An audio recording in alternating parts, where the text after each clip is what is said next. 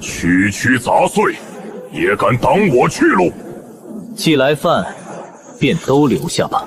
今日便杀个痛快！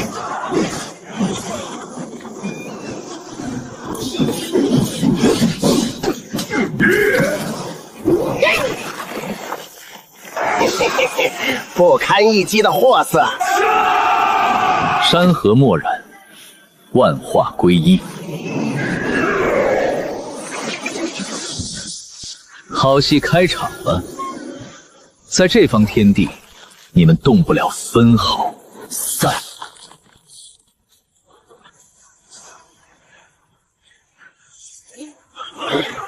一个都别想走！妖孽作祟，也敢放肆！两位，未免太托大了。就凭你们几个，也配拦我？好大的口气！诸位都来变成我的傀儡吗？你献傀儡术？我叫总管，那我就先废了你！雕虫小技，万剑归宗，九天雷劫，莫受乾坤！以雷霆击碎黑暗，斩天！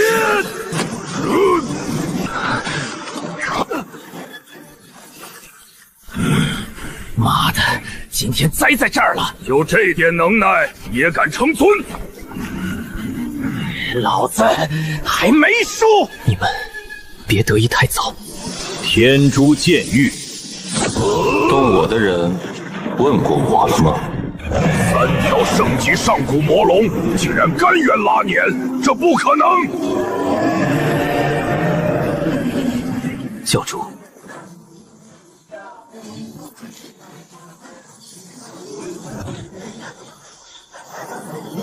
动我的人，你们胆子不小。装神弄鬼，看我劈了你！给我死！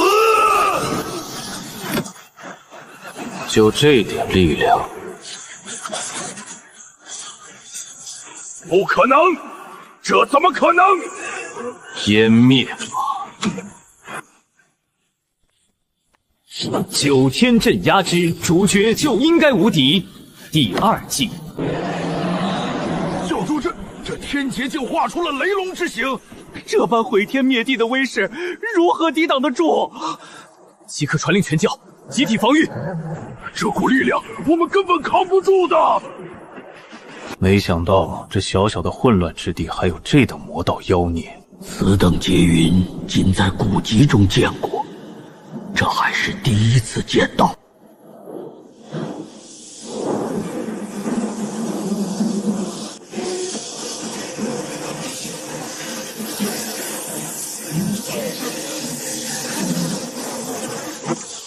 师傅，那雷劫怎么没了？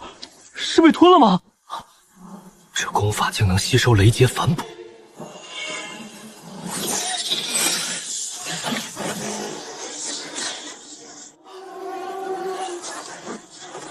师傅渡39劫时可谓九死一生，可这魔教教主雷劫对他一点影响没有。真没意思，一点威力都没有。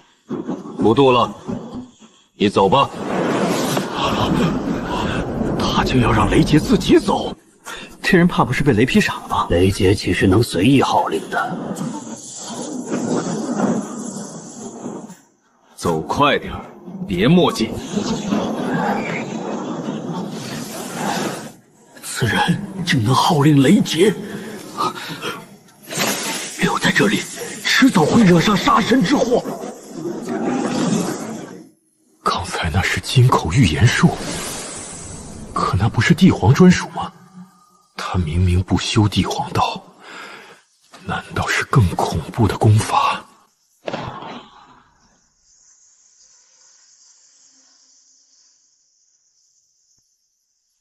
没想到这小小混乱之地还隐藏着你这般的妖孽，本座也没想到混乱之地会有你这样的强者。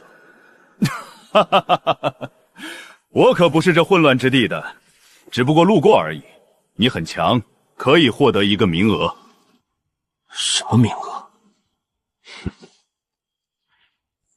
这是属于魔道的名额，给你了。以后你自会知道。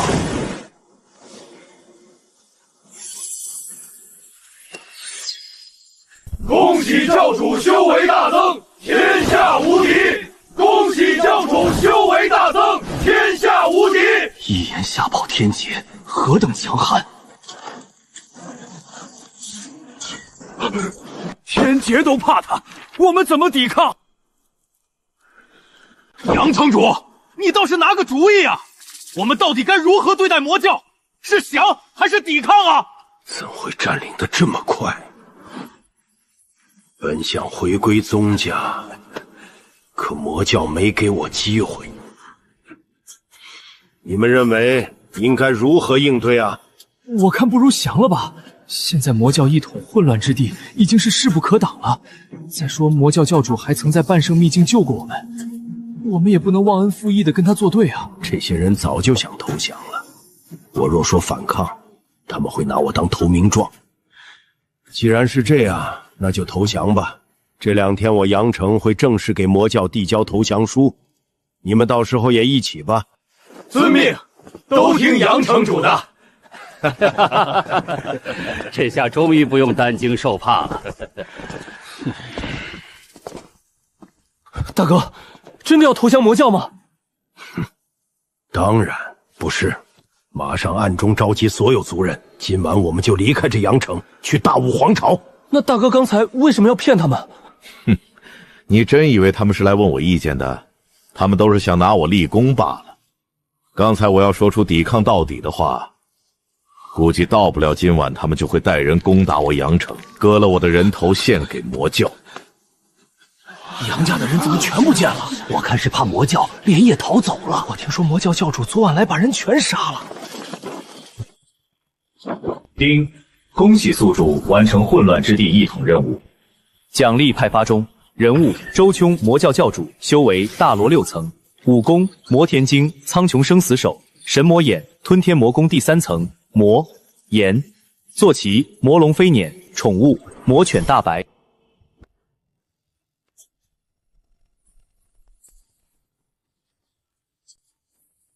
查得怎么样了？云教主，这混乱之地之外，紧挨着的是大武皇朝和青丘国，分别被人族和妖族中的狐族所统领。据说武皇帝和青丘国主一身实力都达到了半圣巅峰的修为。大罗之后是半圣，武功10层，不知神魔刀能否伤得了半圣巅峰。对了，上次教主让我留意的武王府确实是大武皇朝的。这武王府乃是当朝武皇帝的亲弟弟的府邸，一身修为据说也达到了半圣9层，差一步就是半圣巅峰了。而李饶正是武王府的世子。好，你通知下去，明天所有高层来天魔殿开晨会。遵命。用时10年，我魔教统一了这混乱之地。本座很开心，但是却并不满足。一统混乱之地竟还不满足，220座城池啊！天一，给大家汇报一下外界的实力。是教主。诸位，与我混乱之地接壤的分别有2大势力，一个是大武皇朝，一个是青丘国。其中大武皇朝共有城池1350座，每一座城池的城主最差的都有大罗境，强一点的更有着大罗境巅峰的实力。这还不包括皇朝里一些家族和宗派的实力，更不包括皇族5家的实力。竟有这么多大罗境，我们只有教主是大罗境。那皇家的实力有多强？皇家不光大罗境，光是半圣境就有几十人，加上一些供奉，恐怕不下100人。武皇帝更是半圣巅峰的人，我们跟着教主，迟早能追上。好了，有斗志就行，不用怕别人抢大。我魔道也在不断变强，本座倒想看看这上界的顶峰到底在哪儿。你们愿意随着本座去看看吗？连生愿誓死追随教主，一起登临顶峰。魔虎王愿誓死追随教主，一起登临顶峰。木护法愿誓死追随教主，一起登临顶峰。我愿誓死追随教主，愿誓死追随教主。好，如今我魔教人才短缺，半个月后开一次比武擂台，混乱之地所有人都可参加，前1万名可以获得加入魔教的资格，前100名可得舵主职位，前3名奖励进入圣血殿修炼1天。有把握突破吗？上次在地窟吸收的修罗血液还有一些，没有消化完。上次进入圣血殿后都被激发了出来，这次再闭关1个月，属下有把握突破。好，如果需要，可以再去圣血殿修炼1天。多谢教主。哥，别练了，不要把自己累到了，赶快休息休息。你哥我可是刚刚突破到了千古境，怎么可能会累到呢？哥，你真的要去参加魔教的擂台吗？会不会有危险啊？放心吧，没人能伤得了我。这次你哥我肯定能拿下一个精英弟子的名额，到时候看谁还敢欺负咱们。就这么定了。此次由钟儿去参加魔教的擂台，必须拿下一个舵主的职位。之后不管钟儿被分配到哪个城市当舵主，我们家族都要迁移过去。此事关乎家族的希望，就全靠钟儿你了。放心吧，父亲，孩儿定当不辜负你的期望。擂台赛地点定在黑王城了，快去黑王城啊！晚了就没地方住了。客栈的房价都翻了10倍了。还好我修为够，能参加比武。几千年都没见过这么大的盛会。你听说了吗？万魔手白无道都来了。那可是一个狠人啊！听说1000年前此人为了一件小事，直接屠杀了一个大家族几10万人，一个活口都没留。还有修罗之万魁也来了，听说他前些年都突破到真武境，没想到也会来参加擂台比武。这些人都是消失了几百年的老怪物啊，怎么都出来了？谁知道呢？这次擂台比武看来水很深啊，每一个都曾经是混乱之地的风云人物。因为一场比武擂台都冒了出来，知道为什么吗？你知道，赶快说呀！小店新出了一种灵酒，诸位要不要尝尝？就是价格有点贵。你这掌柜的怎么这么磨叽？这是一块上品能量石，够买你酒了吧？赶快把消息说来！诸位都知道，这次奖励前3的，除了舵主之位，还有一次进入圣血殿修炼的机会。当然知道，这魔教不是早就发出通知了吗？这掌柜的再不说出点真东西，我就抢回能量石。别急呀，我要说的就是这圣血殿的秘密。诸位可知那圣血殿是什么地方？那可是魔教的修炼圣地啊！现在的魔教高层你们都知道吧？那都是进过圣血殿修炼。你看看现在哪个不是真武境的大高手？据说只要进入圣血殿修炼，1天就可连续突破5、6层的修为，甚至可以破了千古和真武之间的屏障。什么？你说的当真？应该是真的。当初我远远见过魔虎王一次，那时他虽然也很强，可以才千古7层的修为，可是没过2天我再见到的时候，他已经真武4层了。当时我还以为他之前隐藏修为了呢，现在看应该就是圣血殿的功效了。原本只是想来凑个热闹罢了，没想过加入魔教。现在看来这圣血殿很不错，此次必须夺得前3名不可。快走快走，再晚就挤不到前面了。这来的人也太多了，得有上百万吧？我这辈子都没见过这么多修士聚在一起。你们看，上面一共5把座椅，不知道教主大人会不会来？想什么呢？估计大总管连生大人能来就不错了。这魔教确实了得，你看，就连维持秩序的弟子修为都在通玄9层以上，千古境也不在少数。是啊，这千古境在外边都能开辟一个小势力了，可在这儿只不过是维持秩序的弟子罢了。这个位置很多人都想要，最后被一个神秘人以1万上品能量石买下了，真不错啊！整个酒楼都不值这么多能量石，更何况一个包房居住系几天的价格。小姐，这偏僻的地方比武有什么好看的？连个大罗镜都没有。反正待着也无聊，看看这比武也不错。是魔猴王，居然是魔猴王！他居然也来了，这下有好戏看了。见过白护法、木护法、万堂主、魔猴王，见过4位大人。魔教果然强大，这白护法我怎么感觉他起码达到真武8层修为了？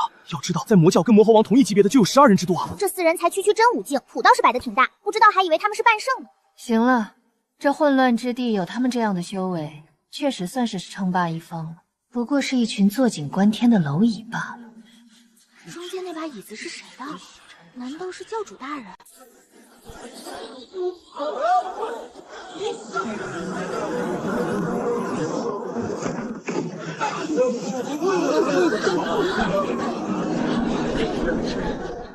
这就是魔教教主吗？大罗修为速度可以，霸气也不错，果然是个人物。见过大总管。居然不是教主，只是个大总管。也不错，也不错。能压服大总管这种人物，这魔教教主定然也非同一般。小姐，这魔教既然敢叫这个名字，会不会？不会，那等人物岂是他小小混之地可以接触到的？只不过是无知罢了。小姐，我看那些擂台都是新搭建的，用料也一般，一会儿比武的时候不会直接塌了吧？不知道这魔教在搞什么名堂？为什么不建造一些好的擂台？小姐，你说这擂台真会塌吗？粗制滥造，塌了也不奇怪。要是真塌了，岂不是丢大脸面？人生大人，刚才是大罗境修为，整个混乱之地除了周秋教主，几千年没人到大罗境了。魔教10几年前才从下界飞升啊！认识连生大人也不过是通玄境修为，加入魔教岂不是也能实力暴涨？教主手令，此地比武3天，擂台当坚不可摧，不受破坏。他扔那张纸做什么？都是什么东西？说教主让擂台不受破坏，这擂台可是我们亲手建的啊！绝对的粗制滥造，质量差得很。能扛住千古境就不错了。大罗境一击都没破坏，教主果然强大的可怕，无所不能。传说中的教主到底有多强啊？我一定要加入魔教。教主无敌，魔教无敌！今天一定要赢下名额。小姐，你怎么了？这手术的力量太过惊人。这手术很厉害吗？直接更改了区域法则，恐怕父王的金口预言术都没这效果吧。走，我们去会会那魔教教主，我倒要看看他到底有多厉害。小姐，国主召你速度回国，不可耽搁。魔教比武擂台赛正式开启，生死勿论。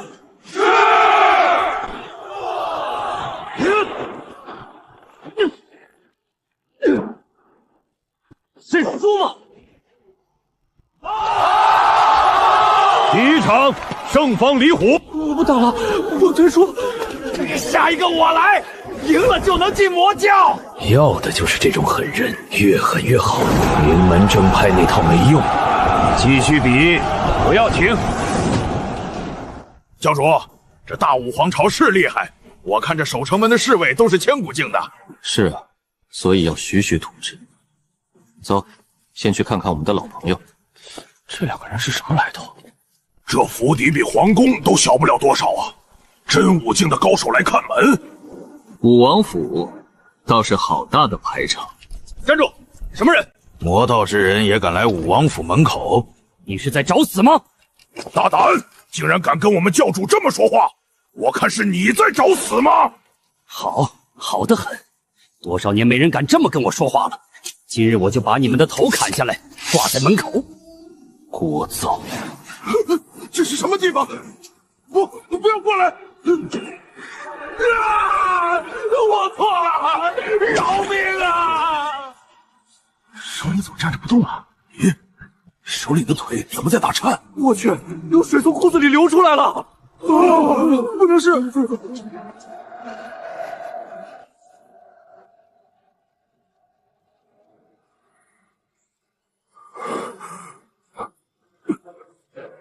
周教主，你怎么来了？本座来看看李世子，现在却不想看了。周教主留步！周教主，姐，你看我呀！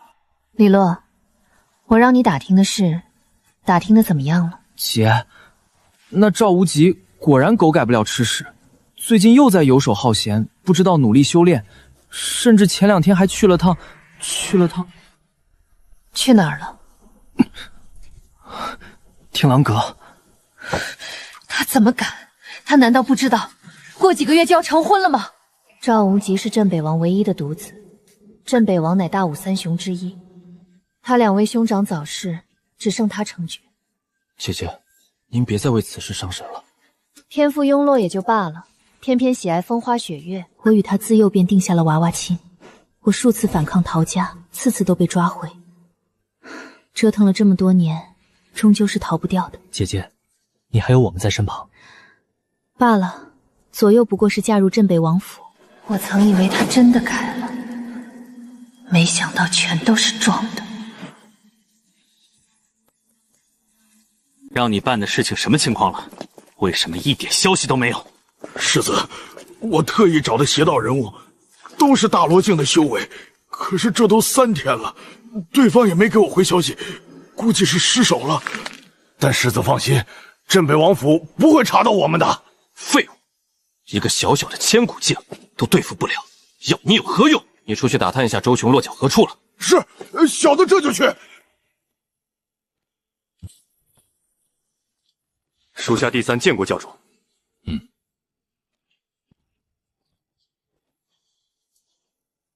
这皇城内情况如何？禀教主，皇城内关系很复杂。首先最强的是皇族李家，目前分为2支，一支是皇帝这支，一支是武王府，剩下还有镇北王、大武学府、稷下学宫等势力，里面都有半圣9层以上的高手，以及一些其他的小势力。看来拿下大武要费些时间。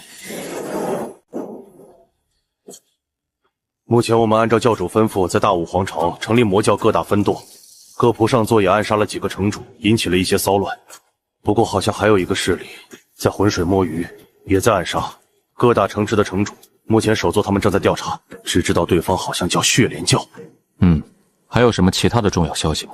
教主还有一件事，就是3天前玄部等座无意中发现一次暗杀行动，暗杀的人正是镇北王世子赵无极，可是一直被称之为废物的。赵无极突然爆发大罗境修为，把暗杀者都反杀了。属下已经查明他的全部生平事迹。王府世子，天生废物，又是一个主角模板。教主在下，先行告退。挡我路的人，注定走不远。系统，抽奖板块升级完了吗？宿主已经升级成功，目前拥有极品抽奖模板。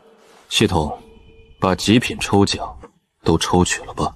丁，兑换极品抽奖中，共兑换出极品抽奖2次，开始抽奖中。丁，恭喜宿主抽中魔卫礼包。我等见过教主。魔卫是绑定的禁卫队，首领修为半圣5层，你们有名字吗？属下等人没有，还望教主赐名。好，从今天起，你就叫魔无道，其他人按顺序排列，从魔1到魔10。谢教主赐名。多了11个高端战力，底气增加了不少。丁，恭喜宿主抽中丹药大礼包，奖励派送中。通天丹可提升修为，武魂丹提升灵魂力量，噬心丹可控制他人，限半圣3层以下服用，服下之人无法发现异常。老大，你看我给你带回来什么了？这可是能提升肉体强度的仙果，不多见。老大，你快吃了吧。你这是又刨谁家祖坟了？这不是容易吗？里面还没活人，拿了东西也不会有人追究，没麻烦，多好。是他嘴里吐出来的，下不去口。下回给本座带东西用盒子装，不就带点口水吗？瞎讲究。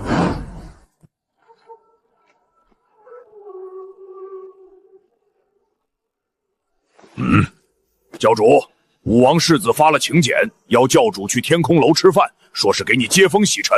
好，知道了，回复他本座会去的。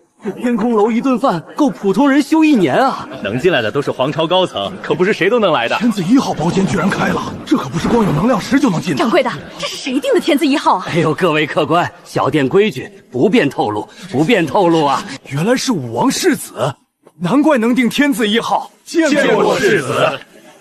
以世子的地位，在这住1年都没人敢说什么。这是请谁呀？居然开天子1号！以世子的地位，能有谁比他强？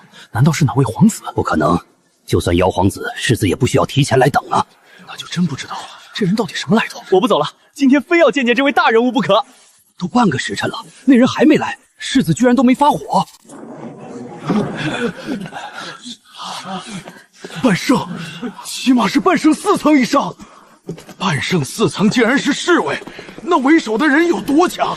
难道是从比大武王朝还强的势力来的？那个为首的人，我居然看不透修为，他周围好像有东西挡着，探查不进去。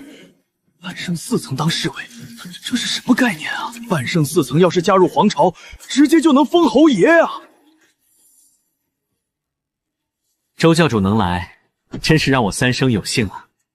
上次多亏了周教主你的搭救，救命之恩无以为报啊！我姐还时常向我问起你呢。半圣竟只是个侍卫，此人背景深不可测。上次一别，我倒是很久没见过你姐了，不如哪天一起出去走走。他竟想约我姐见面，父王会拍死我的。我不管是谁在里面，我现在就要这个房间，让里面的人滚出去！不好意思，周教主，我先出去解决下，马上回来。他眼底藏着笑意，看来这是他的计划。3、2、1。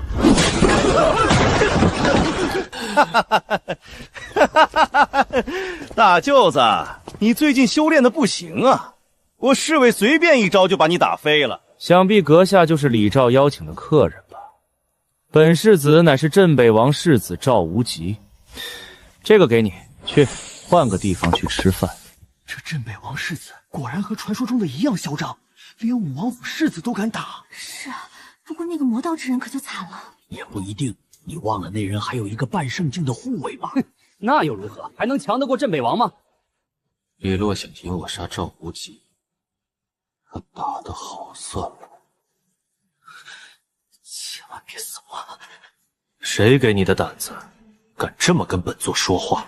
武道，去教训下他。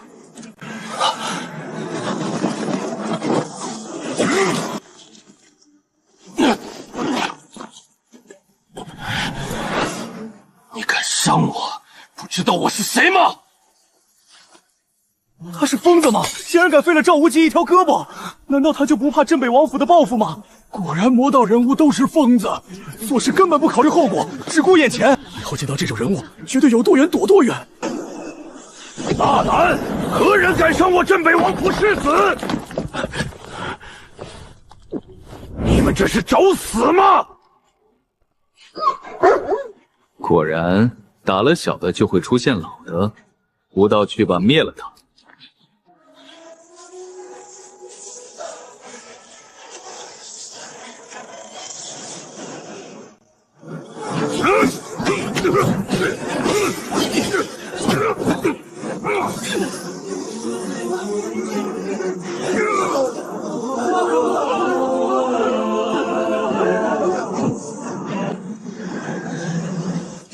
抢出魔龙！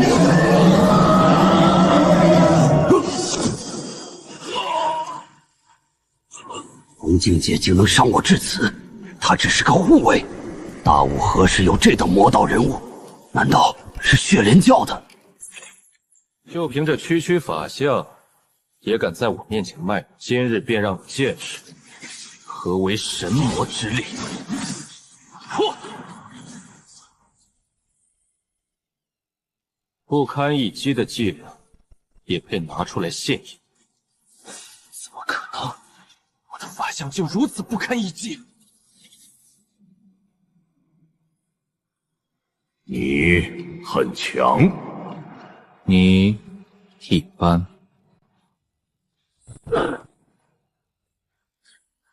本座说让你走了吗？你以为会那么容易离开吗？你要怎样？跪下！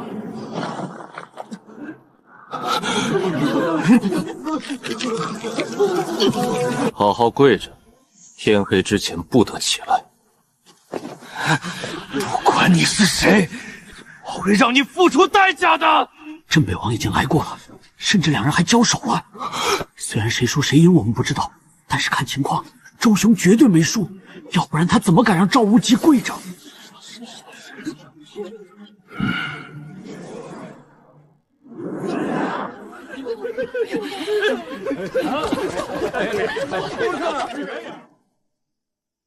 陛下，说今天天空楼发生了一件事，赵铁一真的去了，没奈何对方。是的，镇北王确实和那人交手了一次，然后镇北王撤了，赵世子在天空楼跪了一下午。去好好查一下血莲教，看看跟赵体系到底有没有关系。诺。赵铁一啊，赵铁一，你可不要让朕失望，好好接受联姻，多好。魔教，难道真是那位的子弟？父亲，今天为何不出手拿下那人？此事还不到时候，而且为父也没有十足的把握。他的修为真的有这么强吗？不确定，但是他有一把刀，那刀的威力足以对我产生威胁。即使拿下他，为父也会受伤。可目前的情况，为父还不能受伤。先忍忍，等过段时间，为父定当为你做了他。好，我知道了，父亲。无极最近的状态太不对劲，1年前性格突然大变，当初还以为他是被夺舍了，各种检查都做了，确认没有异常。他是我最后一个儿子，绝不能出事。王爷，查清楚了，那人叫周琼，是从混乱之地走出来的，成立了魔教，目前已经把混乱之地一统了，修为不详。还有今天是武王世子特意把无极引过去的，估计是想借着周琼的手除了无极少爷。混乱之地偏僻，一统也不足为惧。敢叫魔教，莫非和那位有关系？不可能，两者差距太大了。有这样的修为和护卫，定不是普通人，应该是古老家族或圣地出来的弟子。现在最重要的不是周琼，是陛下的态度。希望武王世子的做法不是皇家授意的。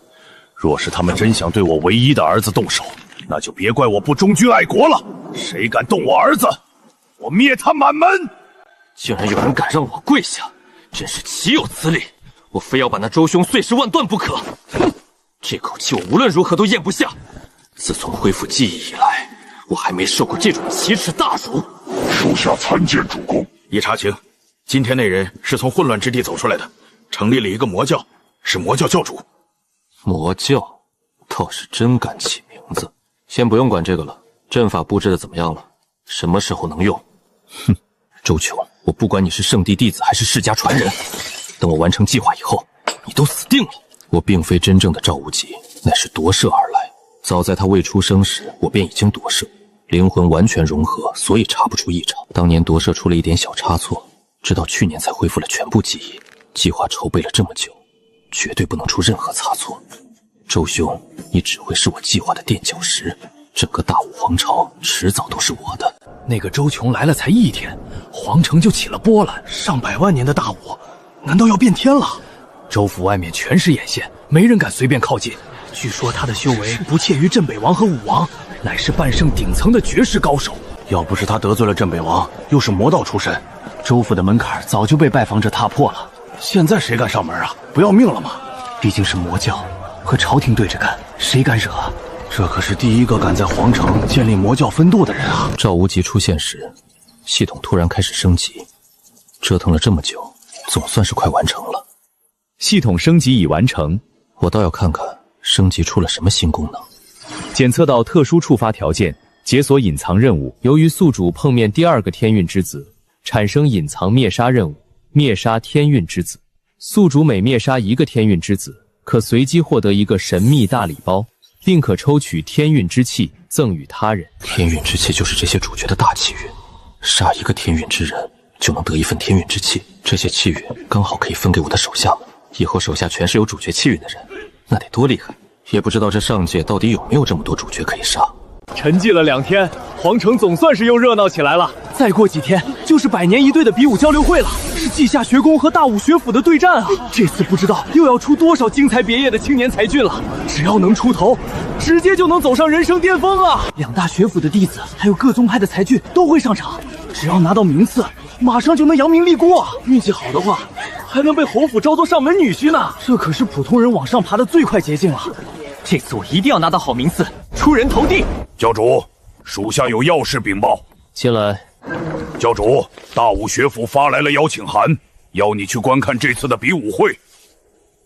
知道了。是。这种100年一遇的盛会，我当然不能错过。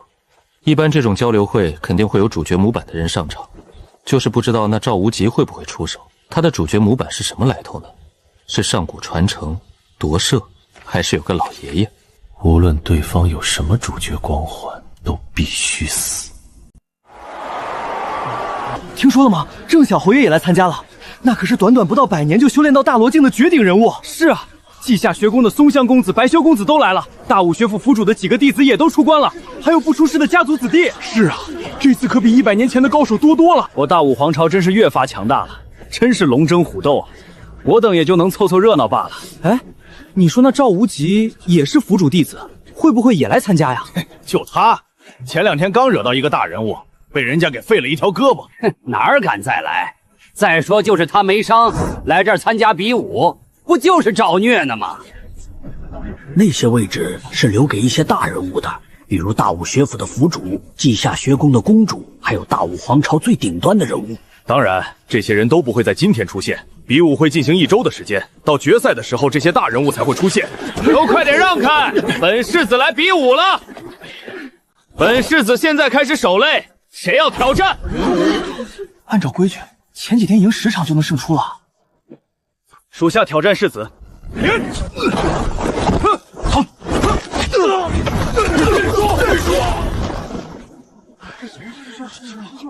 本公子今天晋级了，走了。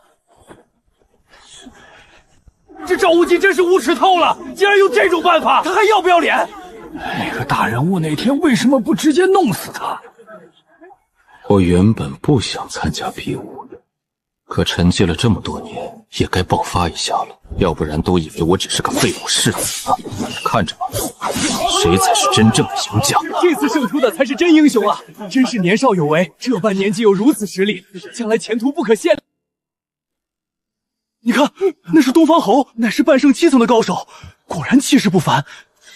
是啊，他旁边的就是我大武学府第1副府主，一身修为可是有着半圣8层的。你们猜其他几个椅子上会坐着谁？还能是谁？各家家族门派的族长和掌教呗。郑小侯爷，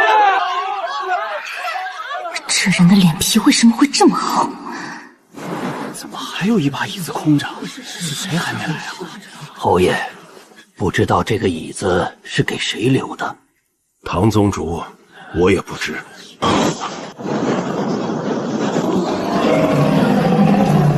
抽奖开出飞辇升级，魔龙晋升半圣1层。我去，这是谁啊？竟然用半圣境的龙族拉车，也太牛了吧！这也太气人了吧！谁这么狠啊？半圣境拉车太浪费了，还是3条。这飞辇我认识，是周琼的。上回只有1条真武境的魔龙，怎么现在变成3条半圣境了？难道不是他？那条狗是周琼身边的那条，没错，就是他。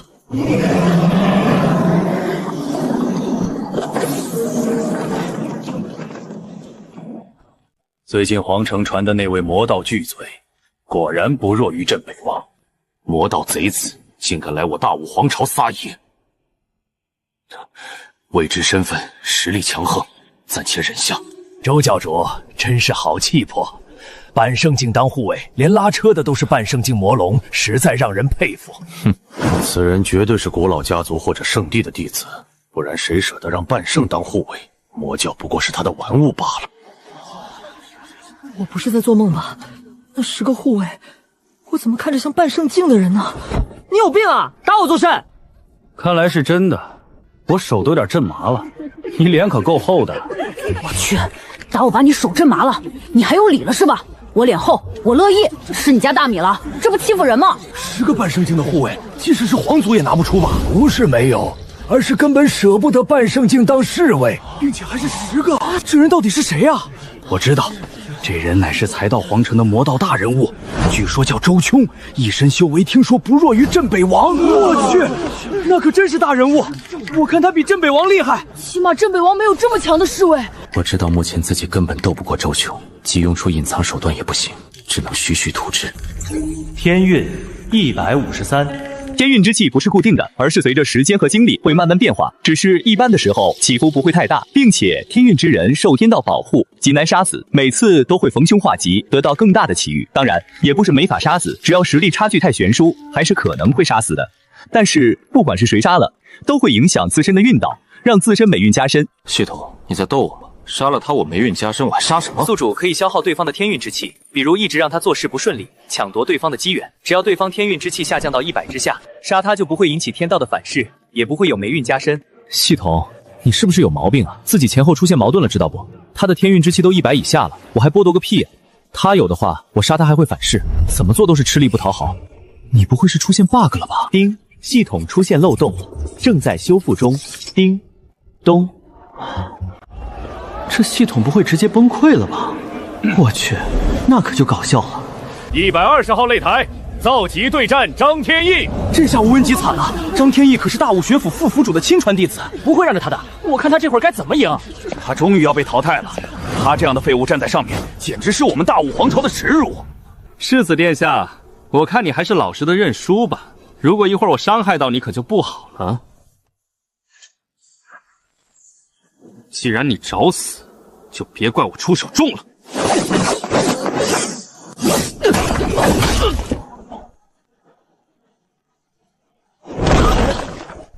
什么？怎么可能？烙印杰怎么会赢了张天翼呢？还是阴招？绝对不可能！肯定是吴印杰用了什么阴招。张师兄可是我学府的顶尖弟子，虽然不是最强的，也不可能被这个废物一招打败啊！赵无极获胜。刚刚赵无极突然爆发出大罗境的修为，着实让我们也吓了一跳。看来这镇北王真是心机阴沉啊，竟然让自己的儿子隐藏这么多年，被叫了这么多年的废物也不反驳，难道是怕皇家把他最后的儿子也害了？可现在为什么又让赵无极爆发了呢？难道是镇北王可能突破了，成了半圣境巅峰的人物？现在突然不装了，那只有一种可能：镇北王不怕皇家了。皇家一直忌惮镇北王的军中威望，这是所有顶层人物都知道的。难道他已经要起兵造反了？奇怪，谁在背后念叨我？有这主角模板，别说只是一招秒杀一个同境界的对手，就是他直接越3、5个层次战斗也很正常。哪个主角不是越界而战？不这样都丢主角光环的脸。姐，这赵无极怎么这么厉害了？真是震惊到我了。自从知道姐姐和赵无极有婚约以后，我就一直找赵无极的麻烦，关注赵无极所有的事情。对于赵无极这个人，我比镇北王都清楚。可是今天却直接打破了我的看法。明明才千古境的赵无极，怎么突然就变成大罗境了？难道上次派去暗杀的人就是赵无极自己杀死的？赵无极肯定从小就天赋出众，可是却因为2个哥哥的惨死，所以隐藏着自己的修为，并且成天花天酒地来蒙蔽别人，让大家对他失去戒心。是害怕皇家吗？那为什么现在就暴露出来了呢？一定是为了我。他以前每次看到我都是一脸的傻笑，以前还认为是他轻薄，现在看来他定是非常喜欢我。现在不惜暴露修为，肯定也是因为我想证明他赵无极不是废物，有资格娶我，让我过上幸福的生活，而不是担上一个嫁给废物的名声。话说这主角运气就是好，这女人的脑洞也是厉害。叮，系统修复完成。修个 bug 修这么久，还好没在关键时刻掉链子。叮，系统生成符箓遮天符，可用来短暂蒙蔽天道，在这时间内杀死天运之人，天道无法探查，也不会降下惩罚。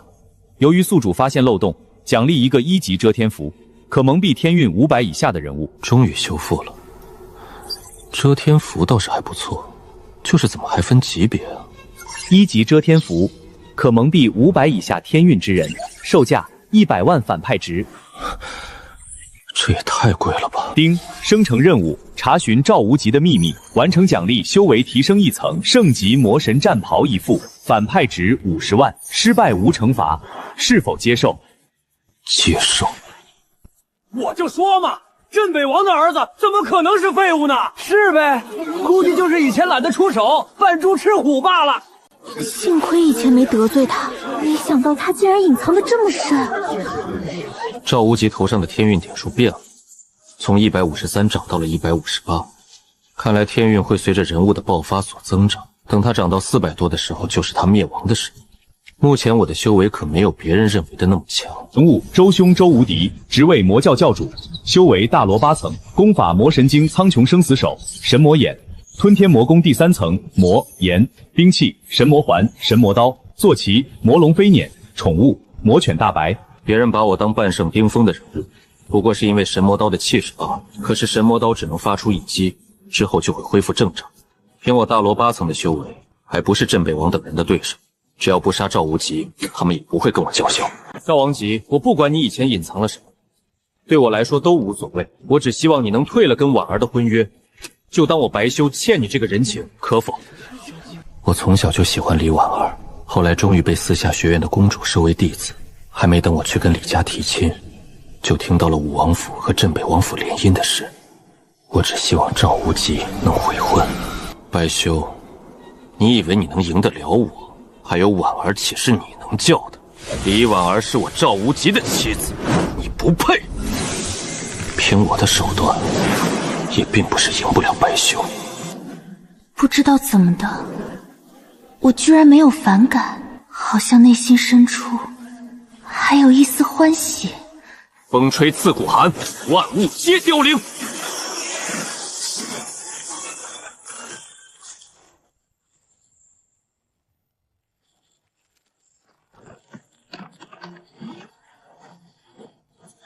这儒家功法果然神奇，竟然隐隐有点克制魔道。看来这儒家以后不能留。万里不见人云散，一剑光寒19州。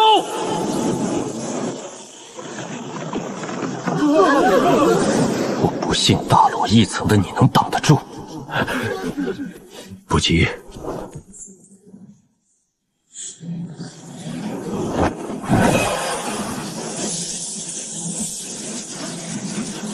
封天！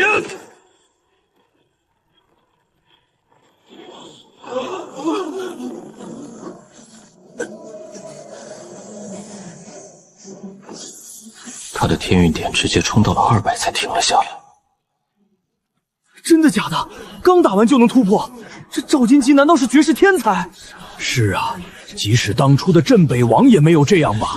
难道赵家要再出一个镇北王了？就凭他现在就可称之为妖孽一般的人物了。这奥龙吉果然人才也，镇北王有个好儿子了。我曾也是军中一员，镇北王与我是旧交好友，他的儿子如此厉害，真是令人欣喜啊！确实够隐忍，算是个人物。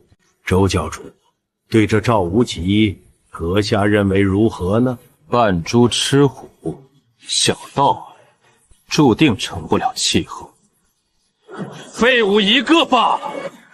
等他长到400多的时候，就是他灭亡的时候。这侮辱，还不如直接骂我。怎么，你不服吗？周琼，你别欺人太甚！30年河东，30年河西，你可敢与我立下赌约？30年以后，在这大武皇朝，你我生死一战，你敢吗？这赵无极疯了不成？他难道不知道对方的实力吗？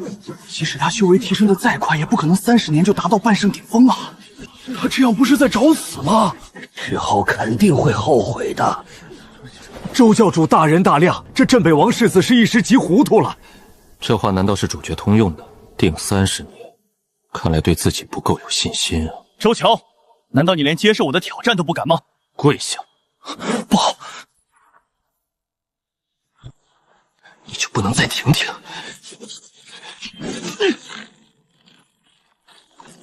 这到底是什么邪功？有一种恐怖的刀意在镇压我，出手怕是会害了他。就凭你一个废物，也配跟本座赌斗？看在镇北王的面子上，本座就饶了你这回。再有下回，我不介意让镇北王断子绝孙。行了，好戏已经完事了。这种小孩子过家的把戏，本座可没兴趣继续看。走了。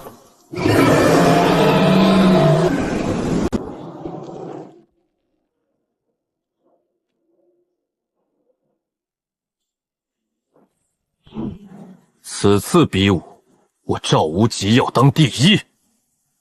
所有敢反对的，一起上来吧！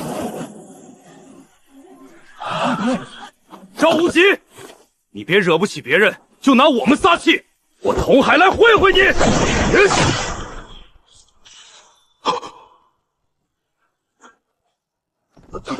赵王齐，你好狠啊！竟然下杀手！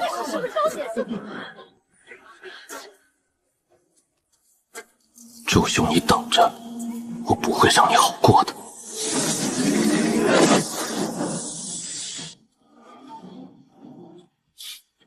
细说这主角倒是爽快，上次那赵丽跑太快了。属下玄一见过教主。目前进展怎么样了？禀教主，目前我教在大武皇朝共发展了34个分庄，还控制了2个城池。这大武皇朝表面强大，其实内部已经很腐朽了。宣布刺杀了2个城主，然后通过花费资源贿赂官员，让我们自己的人当了城主。很好。那个浑水摸鱼的势力查得怎么样了？禀教主，目前探查到他们好似在密谋这一件事。四周所有的城池都有他们的人，但是人员都不多，好似在完成什么计划一般。连胜大人已经去探查了，估计很快就能查到结果。好，本座知道，去武王府送信，就说本座邀请李婉儿明天一起去江边游玩一下。遵命。赵无极啊，赵无极，谁让虐杀你有奖励呢？白大人，你怎么了？刚才还趾高气昂，吹得天老大地老二他老三的样子，怎么突然就颤抖了？难道有羊癫疯？发病了？这个坐在上位的人是谁？是你的师门长辈吗？不是，此人是今天突然来观礼的，而且在我的记忆里，上次此人并没有出现过。你万万不可招惹此人，如非必要，你最好不要参加这次大比了，直接退出吧。咱们离开这儿，有我白大人培养你，可比这什么天恒宗强多了。我乃山河图的器灵，山河图内有着时空法则，所以我对未来会有一定的预测能力。虽然不强，但是却能趋吉避凶。刚才当周初眼光望过来的时候，我感觉到了大凶，好似随时会有致命的事情发生一般。不行，此次比武我必须得参加。自己谋划了3年，好不容易才等到了现在，成功就在眼前了，我不可能离开。那好，你尽量不要引起此人的注意，他给我的感觉太恐怖了，也不知道这人怎么会来这破地方看比斗。好，无论如何，这辈子我绝对不能放弃木离。下一场精英弟子比斗，天恒宗罗通对阵万寿宗林月。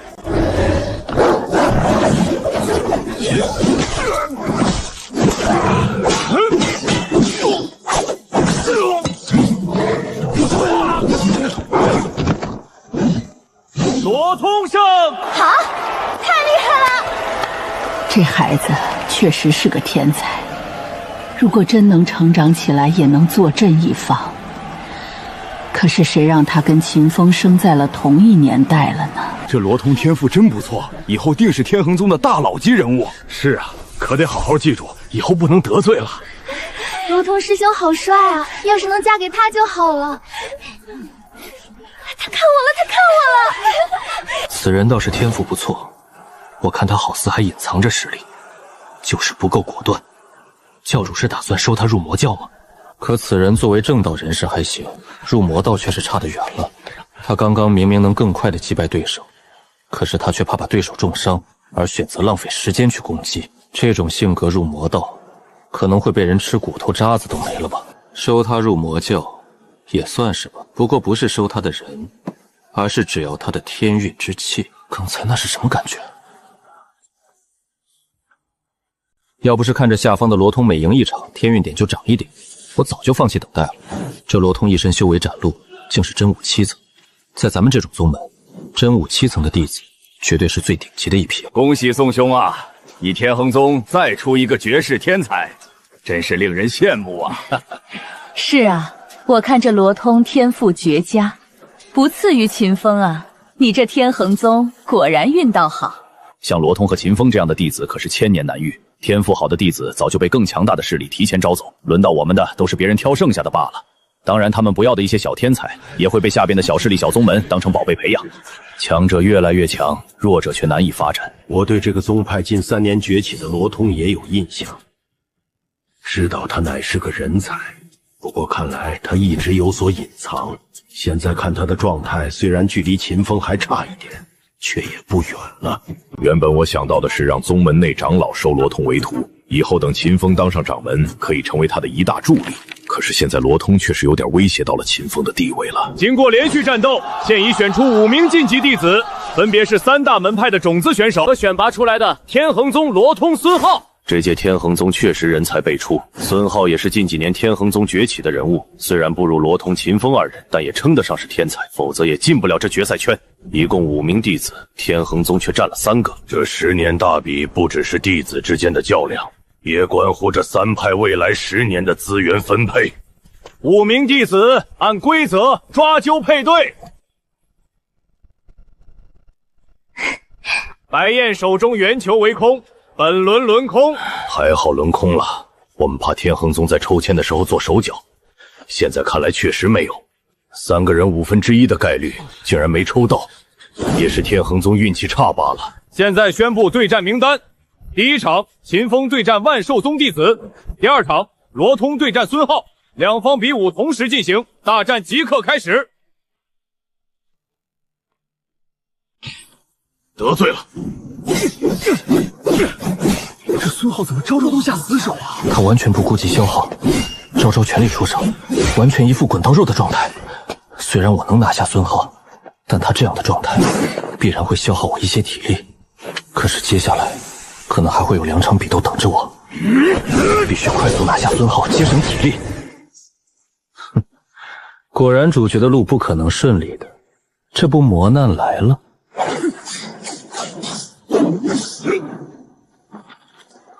实在是孙浩太难缠了，就连受伤也不服输，没办法，只能拍昏了他。秦风2人的战斗竟早已结束，2人根本没有发什么大招，万寿宗的弟子却直接投降了。小子，我怎么感觉不太对劲啊？不对劲。虽然我跟孙浩没什么交情，可也没有仇恨吧？不至于让他这么拼命的阻拦我吧？到底是为什么呢？晋级3人开始第2轮抽签。秦风手里的圆球是空的，也就是说，就是接下来我的对手将是白燕。毕竟这是人家宗门自己的事情，跟我们无关，也没有影响到我们。白燕乃是天剑宗近100年来最出色的弟子，一身修为比我还要高一层，乃是真武8层，并且剑修最拿手的就是越级而战。虽然我有拿下白燕的把握，但是注定不会轻松。到时候经过连番大战的我，可就没那么容易赢得了秦风。难道这些都是安排好的？看来宋义还是更重视秦风。如果没猜错，孙浩也是受到了宋义的指示。好，万般阻拦也拦不住我。我看到时候等我打败秦风之时，你还会不会更关心他？白大人，你到底有没有主意啊？别急，你先赢了他，一会儿我用时空法则加速你周围的空间，起码让你能恢复到8成修为和体力。一会儿可千万别被那位大人注意到啊！我怎么总感觉这么危险呢？对面明明没有到圣境，为什么会给我这么危险的感觉啊？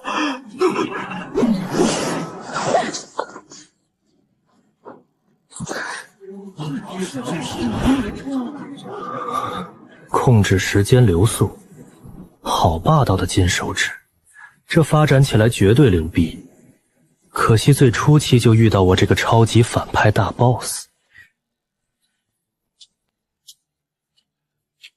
没想到罗通你竟然有这等天资，在我天恒宗恐怕也就仅仅弱过秦风了。这样，我看你消耗巨大，接下来你2人的比斗就算了吧，都是我天恒宗弟子，没有这个必要。秦风，你乃是我天恒宗天资最好的弟子，今天本掌门就收你为亲传弟子，而罗通也可拜入刑法长老门下为徒。弟子拜见师。慢着，我还没同意呢，2人一唱一和的就要把事情定下来了，这要是完事，我不白重生了？玩呢？掌教，我要向秦风挑战，只有最强的人才能是我天恒宗的掌教弟子，这是老祖宗留下的规矩。现在看罗通的态度是根本不可能同意，甚至搬出了祖宗规矩。既然这样，那就打呗！我就不信体力耗耗严重的罗通会是秦风的对手。我的体力在刚才已经恢复到了8成，如果秦风的战斗力还和上辈子一样的话，我赢定了。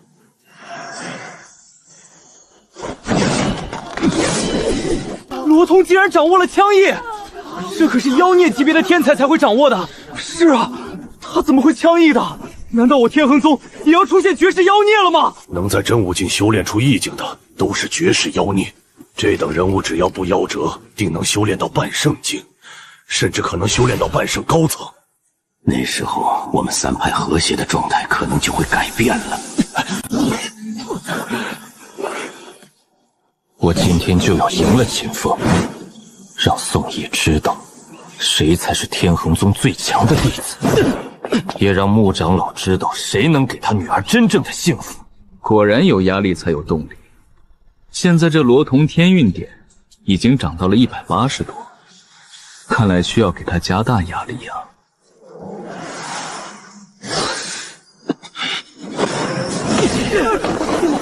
没看错吧？秦风也掌握了掌印，这是什么情况？天宗竟然同时出现了2个绝世妖孽！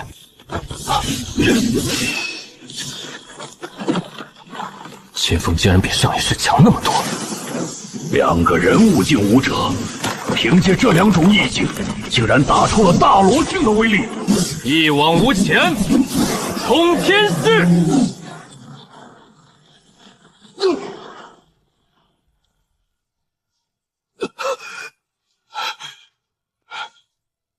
掌门，此次比武我赢了。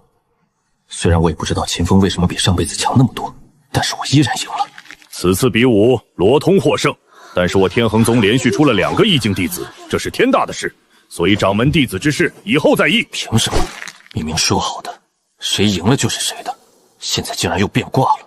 连续的事情发生，就连我们都看出了掌教是在针对罗通，不，也可能是特别重视秦风。可这也偏袒的太过分了吧？凭借着我重生的记忆，山河图的帮助，甚至天恒宗我都不看在眼里，只不过是想要争一口气罢了。现在要办的是另一件大事。穆长老，在下和穆离这几年来朝夕相处，互生情愫。我罗通求娶穆离为妻，我保证婚后定当护她一生一世。我生她生，我死她也生，还望穆老成全。哇，这罗通好帅啊！这么感动的话都说得出口，要是能对我说该多好啊！你和穆离不般配，还是不要想了。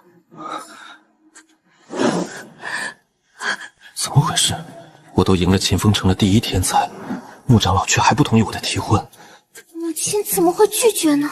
这可比看小说有意思多了，纯真人演绎。他怎么站起来了？刚刚不是受伤了吗？在下秦风，自小便爱慕穆离师妹，但一直没有表白。可今日这情形，却无法不站出来。我也向穆长老提亲，迎娶穆离师妹，保证爱她一生一世，望穆长老成全。这穆离怎么有这么大的魅力？本小姐不是比他美上100倍？这2人怎么不向我提亲？真是没眼光！这女的也太不要脸了，快离远点。秦风，你的优秀我是承认的，穆离嫁给你，我放心。什么？明明天赋最强的罗通提亲不同意，现在差一点的秦风你却同意了，有病吧？穆风雨，你到底什么意思？我明明跟母亲说过喜欢的是罗通。罗师弟，说话还请注意分寸。穆长老乃是我宗长老，也是我未来岳母，可不是你能随便叫的。你找死！重生归来，我岂能受这种耻辱？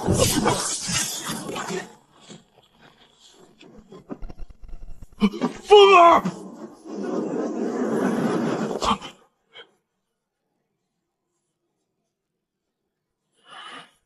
罗通，已经无缘无故杀害同门，你可知道这是什么罪名？他不是没死吗？我留了分寸的。还敢狡辩？我看你是心术不正，以后出去定当会祸害苍生。不好，快走！这宋义是全力出手，要杀你！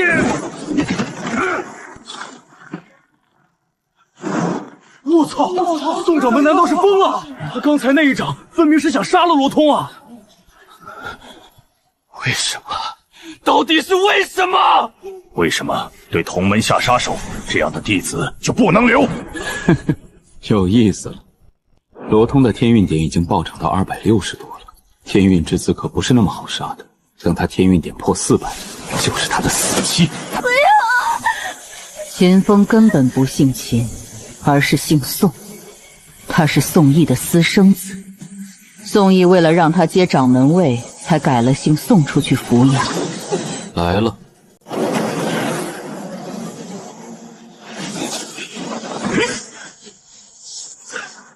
宋义，要不是看在你是掌门，刚才我就一掌打死你。见过太上长老。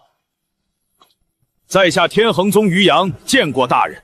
不知大人来此有失远迎，还望恕罪。你先处理你们宗门的事件吧。谢大人。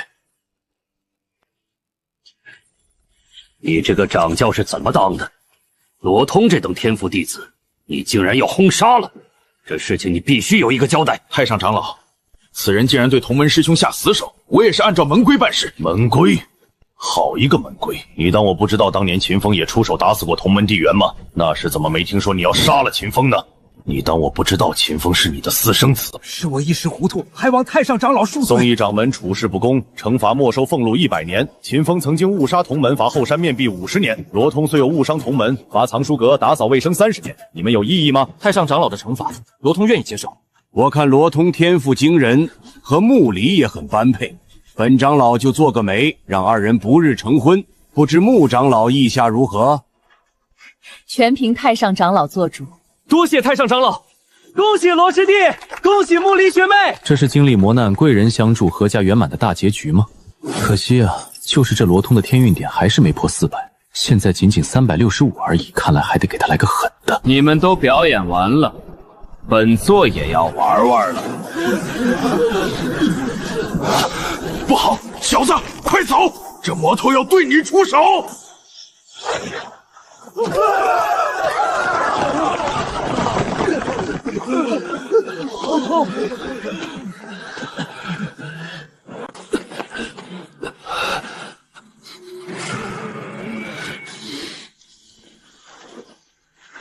大人，为什么要攻击我等？本座感觉有趣，你有意见吗？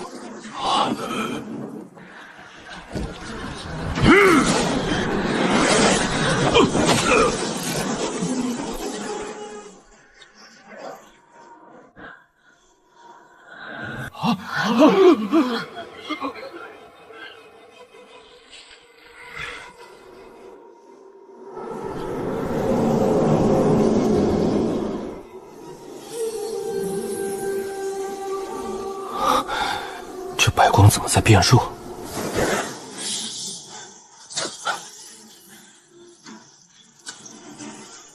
那是什么东西？怎么办？我就说是大修，早就该走的。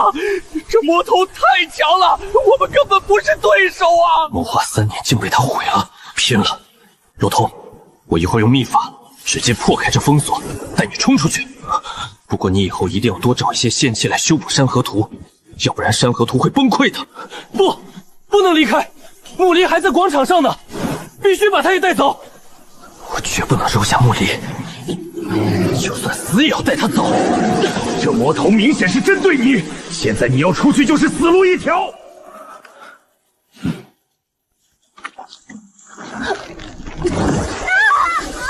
不好，他要对那丫头动手！你别冲动，下去救不了他的。放开我！我要杀了他！杀了他！罗通，你冷静下！你这么出去，不但救不了他，你也会死的。我不管，我就是死也要和穆离死在一起。这辈子我不能再丢下他了。好，我帮你救他，你给我点费时间。白龙，谢谢你。等救了穆离，我们一起走。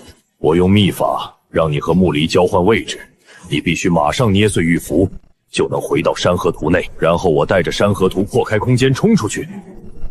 周琼等人实力极强，换出穆离后，我恐怕没时间捏符。只要能救出穆离，任何代价我都愿意付。出其不意的话，成功率还是有的。就这么办了，快点吧。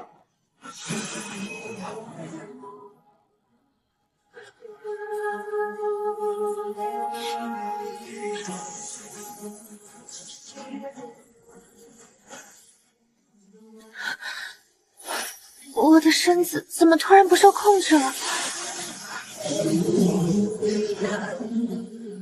面前怎么不是那个邪恶的连生？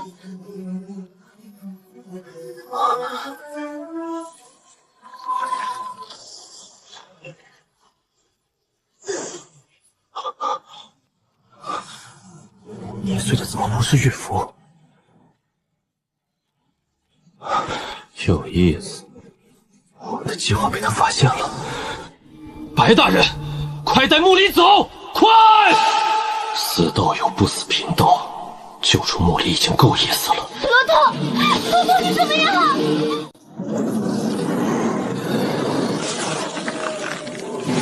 怎么回事？我怎么显形了？这是什么鬼圆环兵器？他竟然破了山河图的时间法则！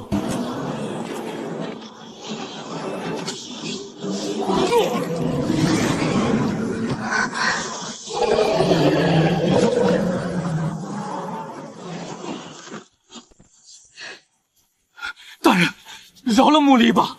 你要我做什么都行。你大爷的！好似我要逼良为娼似的。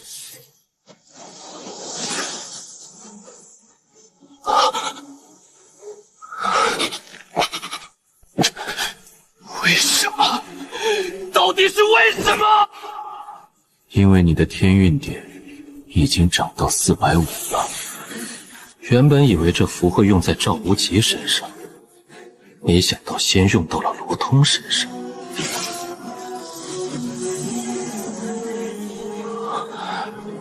我好像失去了什么东西。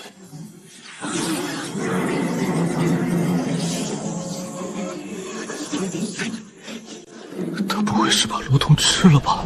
丁，恭喜宿主灭杀天运之子罗通，奖励神秘大礼包1个，天运珠1个。恭喜宿主灭杀天运之子，额外奖励反派值50万点。这是从罗通身上剥离的天运之气，可以转移给别人，让人成为新的天运之子。如果我把这枚珠子给一个人服下，他变成了天运之子，我再杀了他，还会不会有神秘大礼包？不能的，无论是谁服用下天运珠，宿主再次击杀都不会有效果。好不容易发现的新 bug 还卡不上。系统，这天运珠我吃了有没有效果？没用的，宿主由于被系统寄生，无法服用天运珠，否则反倒会引起天罚。这也不行，那也不行，看来只能给手下服用了。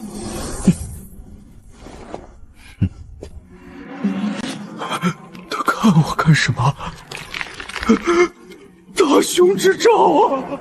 大人，大人，都是那罗通小儿逼我的，我不干，那就打我，我是被逼的，大人。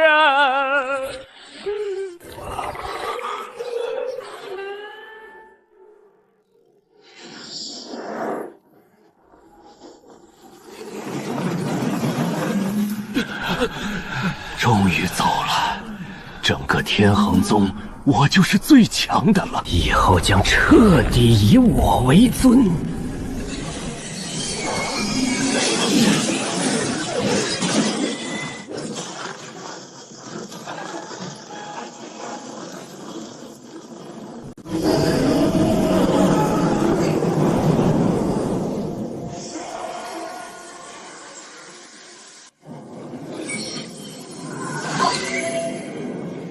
魔教最缺的就是时间，这罗通的金手指竟这么厉害。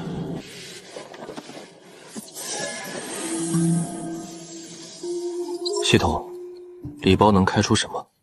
开出的物品是随机的，有可能是顶级的厉害物品，也可能是没用的普通物件。总之，十分神秘。丁，恭喜宿主开出圣境体验卡1个。丁，恭喜宿主开出聚香狗粮1袋。这张卡刚好能当底牌用。这聚香狗粮是什么东西？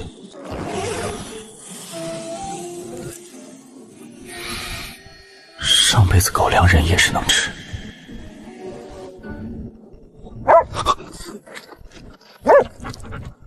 你最近表现不错，这狗粮是奖赏给你的，去边吃去吧。多谢老大，老大人对我实在太好了。如果有下辈子，还做你的狗。幸亏我手快，没被这傻狗看见。参见教主。有好处先给最亲近的人。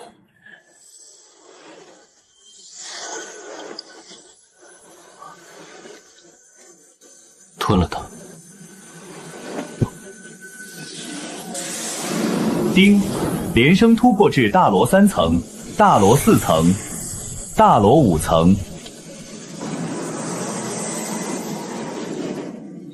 系统，这是怎么回事？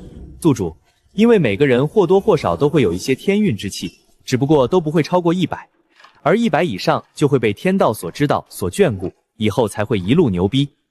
那我们掠夺天道眷顾的人，以后天道会不会发现？这方世界实在是太大了，天运之人非常多，加上你用了遮天符，天道是不会发现的。天道发现不了就行，我可不想这么早就被天道盯上。多谢教主赏赐。行了，你马上传信让魔教高层分批来这里，是时候让他们也快速增加修为了。遵命。没了。真抠。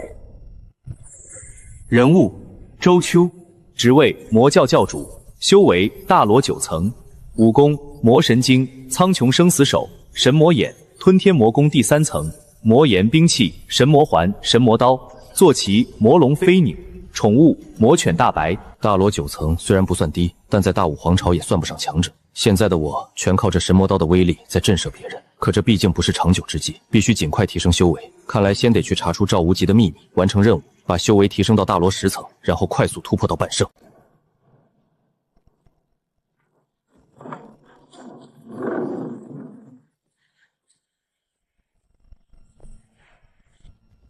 属下黄衣拜见教主。有什么最新消息吗？禀教主，这青阳城内血莲教的弟子遍地都是，已经确认这座城市就是他们的根据地。根据属下探听到的消息，对方好似要在下方布置一个大阵，规模特别的宏大。大阵特别的宏大，难道又是和天巫族的大阵一般？部队应该比天巫族强大的多，毕竟是主角所谋划的，肯定不一般。自从进了这个城池，我就有一种怪异的感觉，好像就像这座城市缺少生气一般，但城中的人却活得好好的。这片土地有古怪，好似一点养分也没有，并且不是这一个地方，好似整个城市的土地都有这样的变化。找到血莲教的驻地了吗？禀教主，目前还没有，不过已经发现了一些线索，最多3天，肯定能探查得到。2天，2天以后必须查到。遵命。我的直觉告诉我，这个大阵马上就要完成了，不能在探查上耽误时间。血莲教是在很多城池都有分布吗？是的，不过准确说是在大武皇朝南方的城池都有分布，不过人都不是很多，大多都集中在了这青阳城。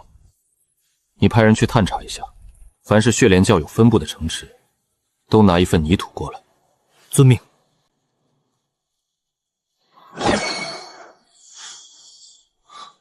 难道是……在我修炼的功法魔上边有一个远古秘法，也可以说是一个阵法，叫都天魔域阵。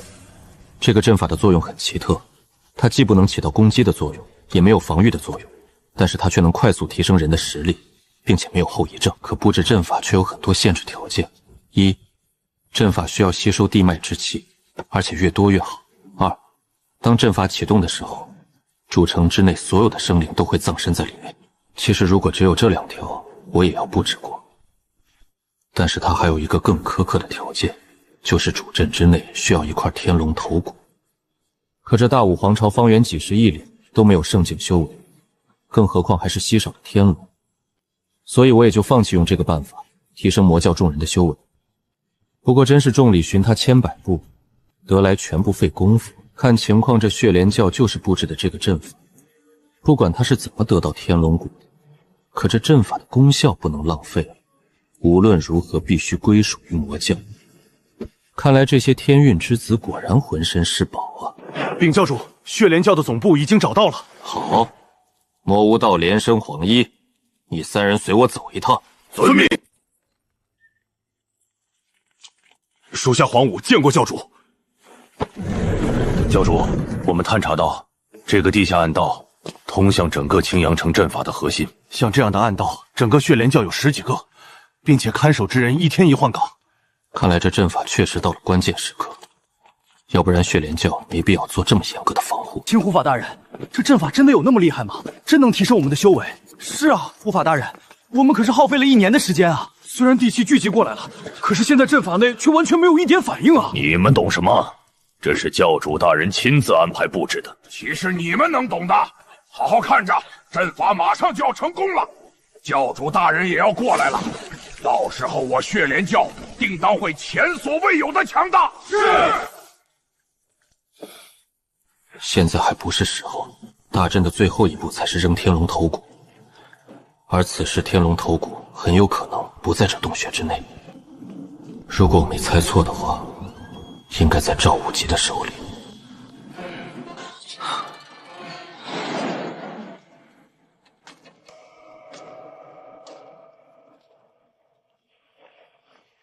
见过教主大人。恢复记忆1年来，我终于完成了这个阵法。有了都天魔域阵的帮助，我起码可以恢复到半圣6层，并且可以快速培养出一大批强力手下。到时候只需要慢慢磨合，用不了几百年就能夺了大武皇朝的江山。凭借着皇朝的帮助，我定能再次登顶圣境，逍遥天下。丁，恭喜宿主发现赵无极的秘密，完成任务，奖励修为提升1层，圣级魔神战袍1副，反派值50万，奖励派发中。大罗境10层，让我们的人马上撤出青岩城。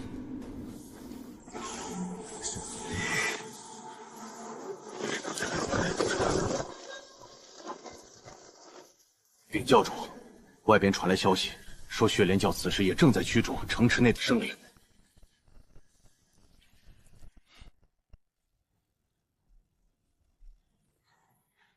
耗费上百个城池的地脉，让上百个城池未来1000年都将没有灵气，只为了自身的修炼，倒是有些魄力，可惜还是不够狠。要是自己布置阵法，这城中亿万圣生定然都不会存活。傲云劫的人死，也导致整个都天别阵的威力削弱了几成，利益可以出，果子却不能逆摘。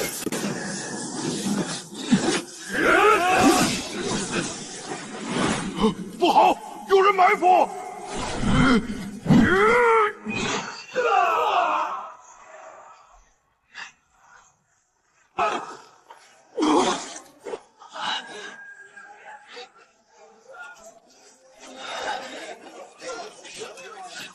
就是你，要气疯了！妈妈的，怎么哪儿都有你呀？我怎么招惹你了？我是跟你犯冲吗？就盯我一个人霍霍呀？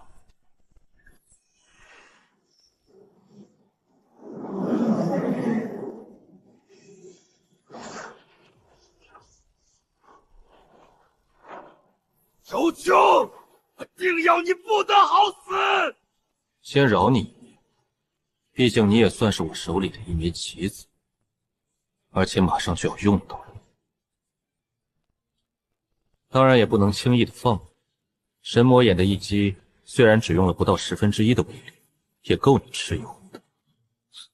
让你再喊什么30年这30年那的，蠢不蠢？一点心意都没有。坐收渔翁之利的感觉真好。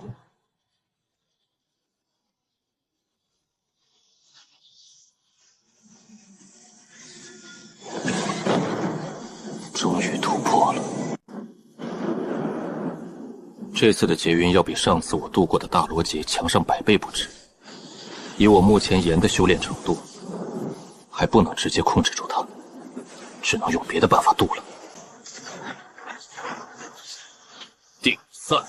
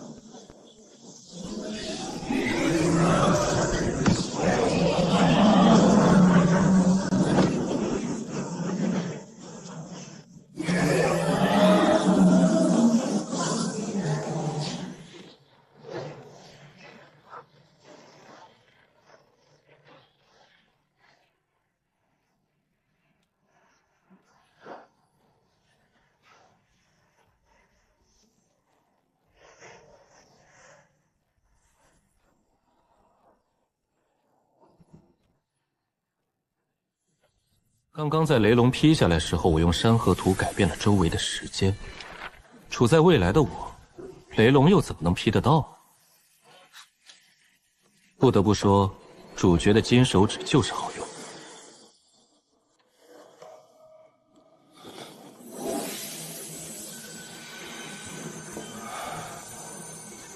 仅仅半圣1层可满足不了我。如此强大的半圣雷劫，别说大武皇朝，就连周围几亿公里内也没听说谁见过。到底是谁在渡劫，竟然能渡过这么恐怖的雷劫？这得是何等天才人物！整个青阳城竟然劈没了一半。不过城内怎么一个生灵都没有？难道是都劈死了？不能啊！大人们，一定要为我等做主啊！你们是何人？到底怎么回事？禀大人，我们都是青阳城内的生灵，半天前被人全都给赶出来了。刚出来就有人在城上方渡劫，雷劫劈没了半个城池，我的店铺也劈没了，造孽呀！你可知对方是何人？大人，赶我们的人手臂上都有血莲花的纹身，定是传说中的血莲教的人。血莲教竟敢搞出这么大动静，必须马上禀告圣上。要不是当时我处在空间缝隙里，恐怕得当场死在那儿。原本我要挪移的地方是皇城镇北王府内，可惜周琼的一击直接打破了挪移的方位，没想到竟然只传送到了离皇城不到200里的地方。周琼啊周琼，你没想到我不但没死，也没传送丢，我赵无极的好运气可不是盖的。估计现在赵无极恨不得灭了我，可惜看不到他气急败坏的样子。要不是他还有用，刚才就直接用遮天符拍死他了。能把赵无极直接从大罗2层修炼到半圣6层的椅子，只让我从大罗10层修炼到半圣4层，可见我根基的雄厚。赵无极也是主角型的人物，天赋根基定然比大部分人强，即使半圣境1层一个坎，我也有把握跨1、2层去战斗。连生，属下在，你也该再突破一下了。去吧，遵命。我早就把命脉给叫住了，还有啥好处不能要？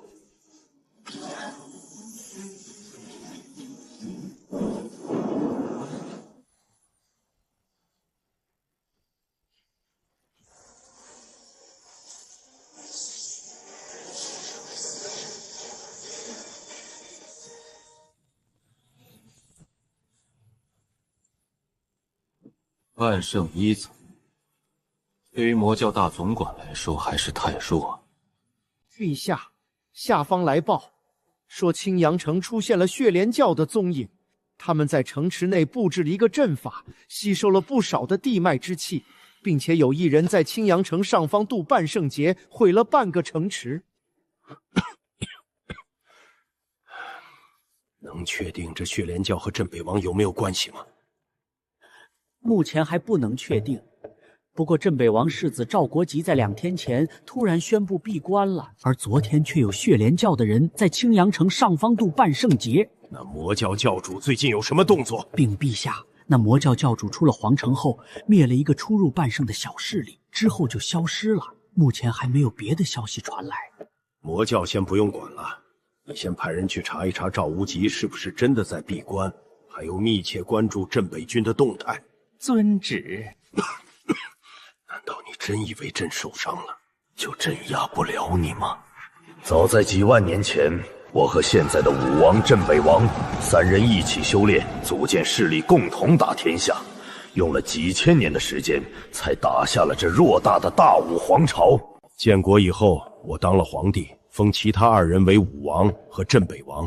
要知道，大武皇朝一直到现在都只有这2个王爷，而武王还是我的亲弟弟，可想而知我对镇北王的信任，当然也是我对自己实力的信任。毕竟我是大武皇朝唯一一个半圣巅峰的存在。之后我很想把大武皇朝变成大武帝朝，可那就需要有人突破圣境，并且这个人只允许是我。300年前，我为了突破圣境去探险了一处秘地，可是那块地方竟然是块死地，机关众多，我9死1生的逃了出来，但是也因此受到了重伤。自从那以后，我看镇北王好似不是那么老实了，2个儿子也在小小的年龄就开始学习领兵打仗，并且天赋都强得可怕。没办法，我派人弄死了镇北王2个天赋出众的儿子。可大概几10年后，赵无极出生了，我就一直派人盯着赵无极，最后发现赵无极果然天赋不行的时候，才慢慢放下了戒心。不过还是把武王府李婉儿赐婚给他。我因念在当初的情谊，想通过联姻的方式和镇北王维持稳定。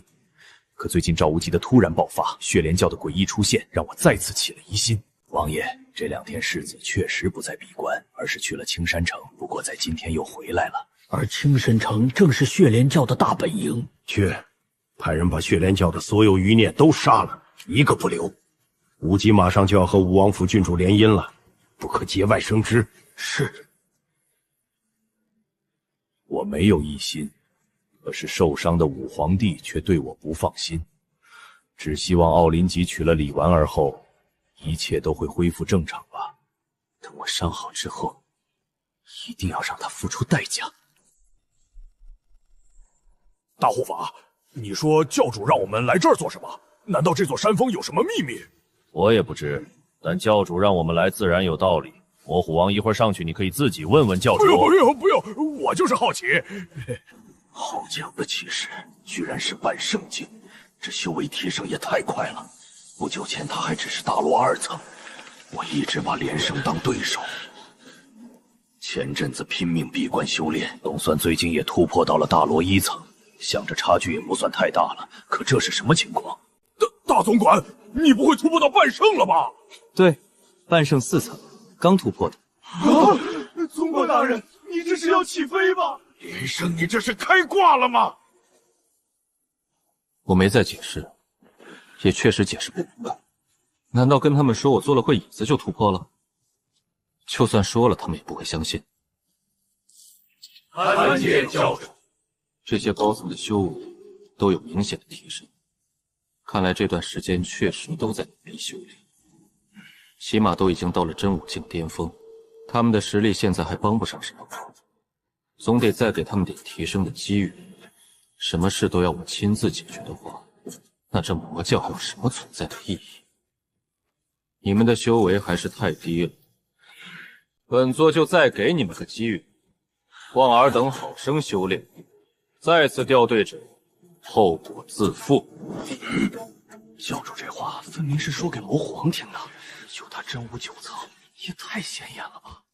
都怪我就想着偷懒，教主只说我是特别重视我，看来我在教主心里很重要。这脑回路也是没谁了。他们飞升至今才不过几10年，换做旁人恐怕还没到千古境。只有魔虎王还卡在真武9层，白昊天的修炼速度还算不错。是时候给他们再加点助力了。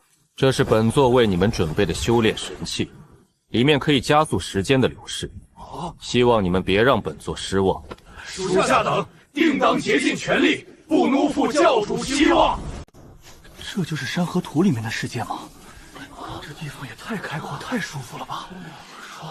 前面那些小宫是干什么的？天空里怎么还盘旋着一条龙？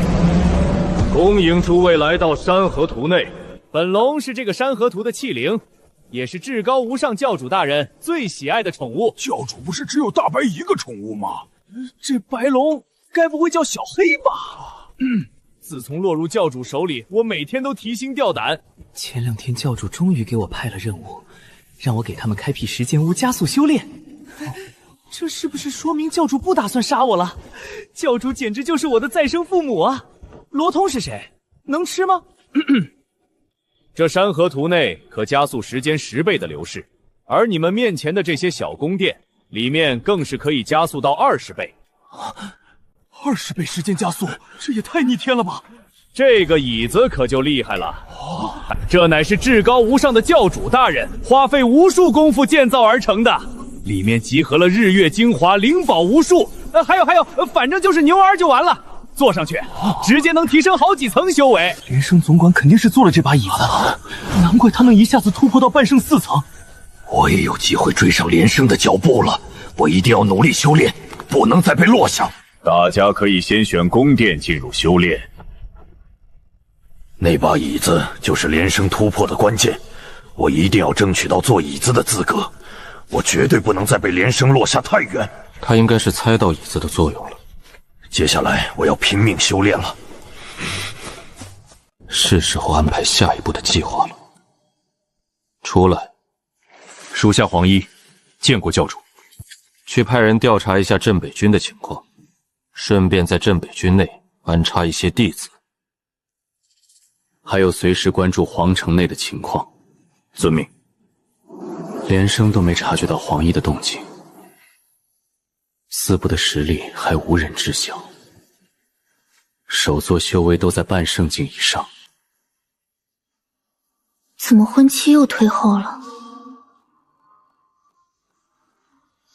计划的时机快到了。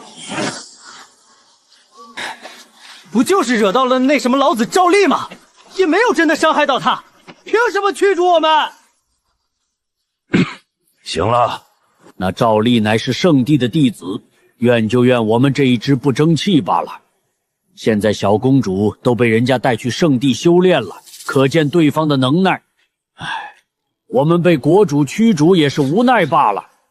你说这混乱之地已经被一统了，还是被刚从下界飞升没多久的势力所占领的？是的，长老，这方势力叫魔教，是从苍梧大陆飞升上来的。教主叫周琼，是一个心狠手辣的魔道人物。我们确实需要一个落脚之地。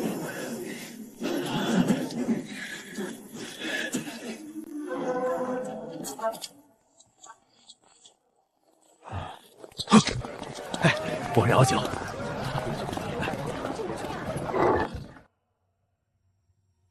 长老，我们明天直接攻上天魔峰得了。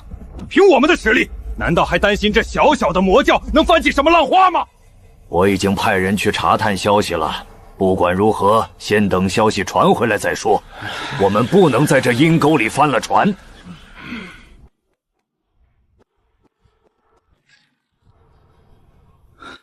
长老，打听清楚了，这魔教除了教主周琼，共有大罗境2人，分别是大总管连生和大护法白昊天，修为都在大罗1、2层左右，其余的高层大多都在真武境巅峰而已。那周琼是何等修为？这个目前无人知晓。不过据了解，几年前此人刚渡过大罗劫。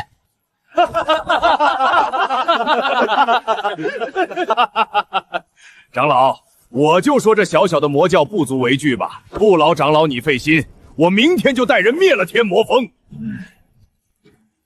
我们确实急需一块修炼的地方。怎么又让我留下来看家？我是不是特别适合看家？属下见过堂主，黑王城舵主传信说，城内来了一群不速之客，个个修为高深，甚至大罗境也有不少。传信给黑王城，让他们密切关注对方的行踪，及时汇报。是。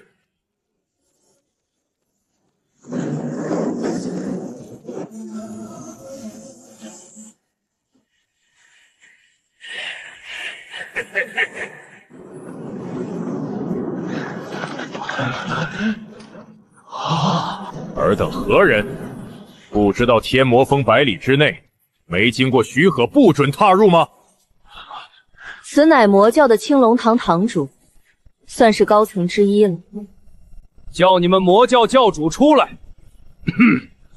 就说我云湖一族看上了这天魔峰，如果他老实的臣服，还能给他留条封路，否则定让整个魔教片甲不留。这些人疯了不成？竟然敢挑衅魔教，还敢让魔教教主下来臣服，不会是吃错药了吧？我看他们是疯了，没见过魔教的狠辣手段，估计一会儿哭都找不着调。好像不是，我看这些人都挺厉害的，没准魔教真能被他们灭了呢，也算是好事。我刚才竟然敢说魔教的坏话！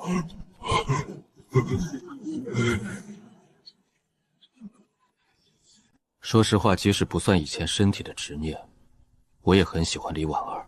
绝世的容貌，良好的天赋，深厚的背景，最主要通情达理，正是妻子的最佳选择。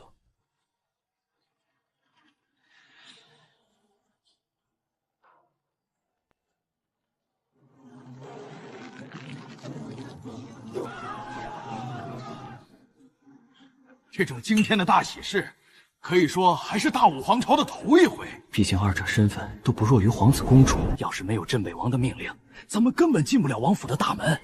能来喝这杯喜酒，真是祖坟冒青烟了。一会儿定要多给几位大人敬酒，说不定能攀上什么关系呢。真是荣幸啊！我做梦都没想到能来参加镇北王府世子的婚礼。是呗，听说世子已经修炼到大罗5层了，果然是绝世天才啊！那是，我听说以前只是世子，不愿意修炼罢了。现在世子可是我大武皇朝年轻一代的领军人物。说得对，世子前途不可限量。对了，我听说前这段皇城来了一个修魔道的大人物，还羞辱过世子呢。后来怎么没有其他消息了？是不是被镇北王？嘘，这种人物的事情，岂是你我能讨论的？咱们还是想想一会儿怎么结交一些大人物吧。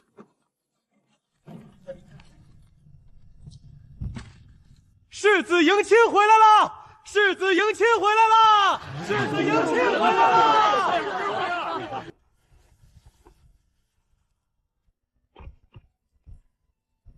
恭迎世子，恭迎郡主。一拜天地，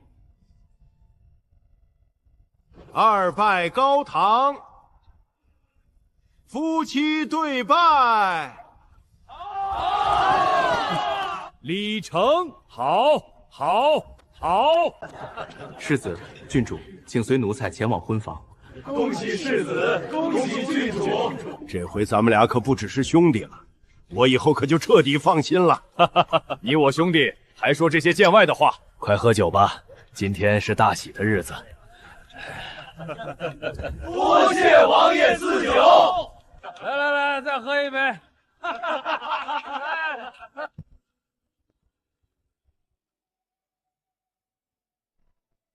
婉儿，从今天开始，你就是我赵无极的妻子了。我赵无极此生定会爱你一生一世。磨磨唧唧的，能不能快点？以后我当了皇帝，定封他为后。婉儿，来，我们喝交杯酒。你大爷的，你行不行？不会不举吧？真磨叽。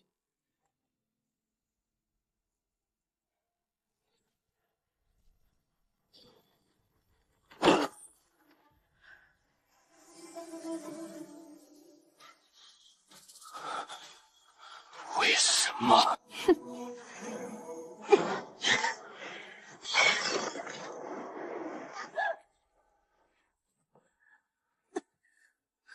真武巅峰也配和我动手？你以为一道带着毁灭气息的阴掌就能杀了我吗？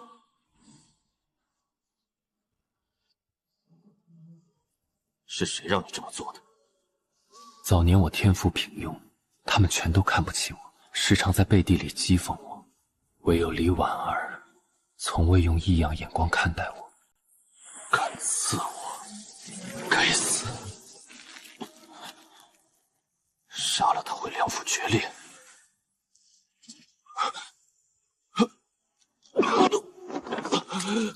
毒，他给我下毒了。你死定了！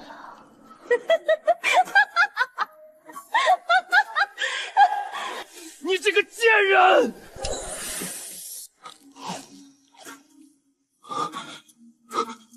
怎么会没用？贱人，救出解药，要不然我马上杀了你！你死定了！你死定了！他也中毒了，武王竟狠心弃了他。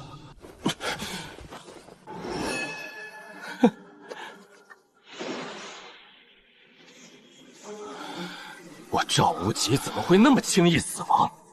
凭你个贱人就想杀了我，做梦！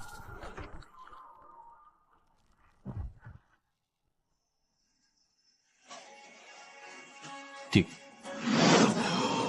每次听到他的声音都倒霉，这次我死定了。天云之子命还挺硬。我的解药还给我。这木雕还有别的秘密，还是按计划来，让他中毒身亡。老老实实的去死吧。你不是第一个，也不会是最后一个。能死在本座手里，算你这辈子的福分。丁，任务完成。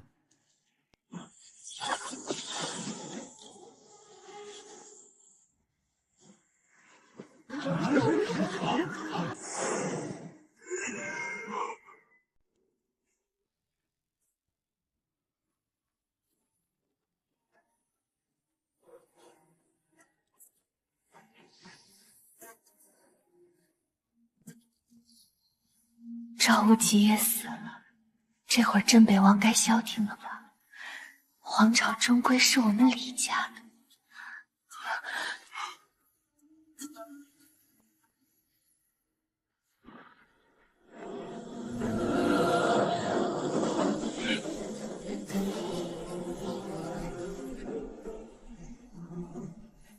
为什么？到底是为什么？我2个儿子都死了，现在就剩下无极1个了，你们怎么还不放心？难道是皇兄吩咐的？他竟连婉儿都舍得牺牲？铁一兄，这件事情有蹊跷，很可能是有人故意挑起矛盾。我等一定要先查明，再做决断。我的不甘心不是因为他。是周琼抢了我的灵药，还定住了我的身体。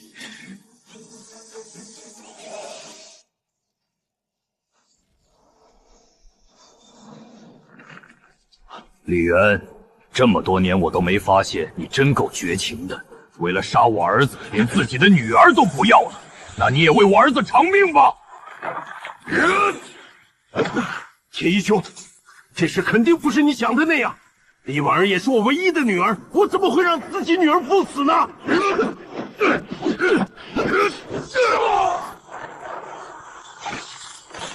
是镇北王和武王在交手，快跑啊！再不走就没命了！天啊，这是多大的仇啊！刚联姻就打起来了，这什么情况啊？镇北王怎么和武王打起来了？不会是切磋吧？切磋？你见过谁家切磋？直接把自家王府都轰塌的。他的实力怎么这么强？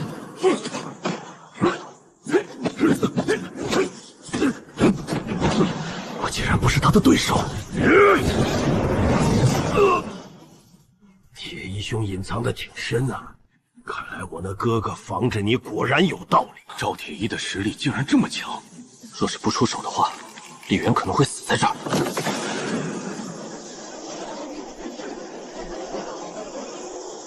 铁一兄，还请住手！此事需要从长计议。屁的从长计议！老子唯一的儿子都死了，你让我从长计议？今天武王必须死，谁也阻止不了。我说的。看来是我赵铁一太长时间没动手了，都以为我是好拿捏的呢。今天我倒要看看你们有什么本事能阻止我。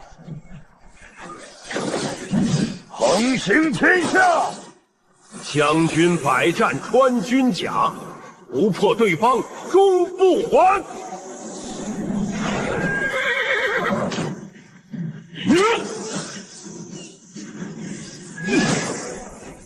我刚才好像听镇北王说，他唯一儿子死了，我也听到了。不能是赵无极死了吧？怎么会呢？今天他可是刚结婚，他死了，郡主岂不可惜了？不得不说，这镇北王果然厉害。一个人打2个同级对手，还完全占了上风。不过这样才对，要是镇北王不厉害，被镇压在这里，那我的计划就白实施了。丁，恭喜宿主灭杀天运之子赵无极，奖励神秘礼包1个，天运珠1个。这天运珠上的数字是480，赵无极的运气果然比罗通还要好。我原本还打算在婚房里刺激，让他的天运点再涨涨，可惜我反派值不够，只能买1级遮天符，也只能杀500以下天运点的人。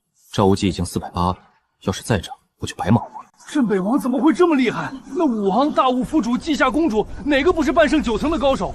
怎么会3个人打不进他一个？是啊，这镇北王太过强大，已经威胁到皇权了，所以皇家忌惮镇北王，才会有今天这档子事。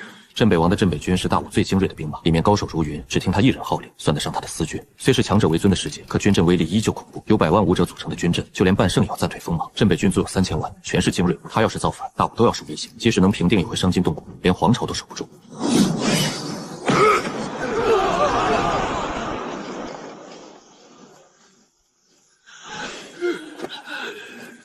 天一兄，你真的要杀我吗？皇宫的老东西终于出手了，这大阵是冲着我来的。从今天起，你我兄弟之间恩断义绝，下次见面就是你死我活。这句话也给他带过去。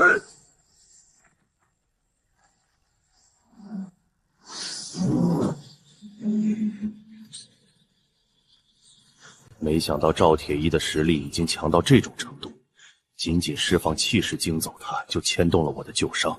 我的伤势比外界知道的要重得多，这次让他跑了，无疑是放虎归山，后患无穷。在我的计划下，原本圆圆满满的婚礼变成了一场葬礼，曾经的生死兄弟也已反目成仇。接下来镇北王必反，大母将失去万年来的平静。这是第2个大礼包，希望能开出有用的东西。丁，恭喜宿主打开大礼包，抽中山神之灵。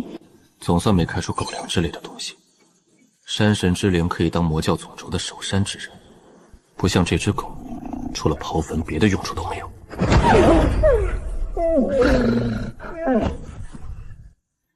巨魔阵法为军阵，由军队组成军阵，形成魔神，可提升军阵10倍实力，战斗越多，战士越强。以前这阵法对我没用，现在刚好能用上。魔教也是时候拥有自己的军队了。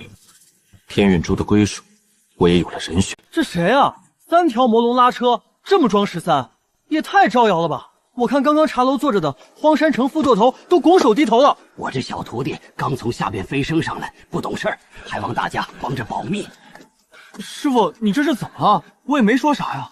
你都千古境了，至于这么怕吗？我的小祖宗啊，你不知道你今天说的是谁吗？这种话你私下说说就行了，怎么敢在大庭广众之下说呢？谁啊？你说还有谁仅仅是座驾飞行，就能让咱们城池副舵主站起来拱手行礼？我怎么就没想到呢？飞升上来就一直听魔教的传说，说他们几十年就一统混乱之地，教主就是最大的魔头。听说他杀人如麻，一顿吃好几个小孩呢。师傅，他那种大人物不会理会我吧？当然不会，别说那位了，就是副舵主大人也不会理会你我这样的小人物。可还有别人呢，这城池我们是不能待了，咱们俩立马搬去别的城池。以魔教的地位，肯定有不少人等着巴结，会有人拿我的头颅当踢门弦。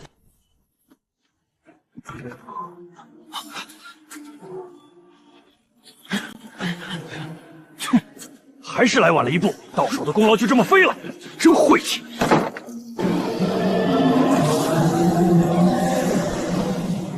恭迎教主回归总段！恭迎教主回归总段！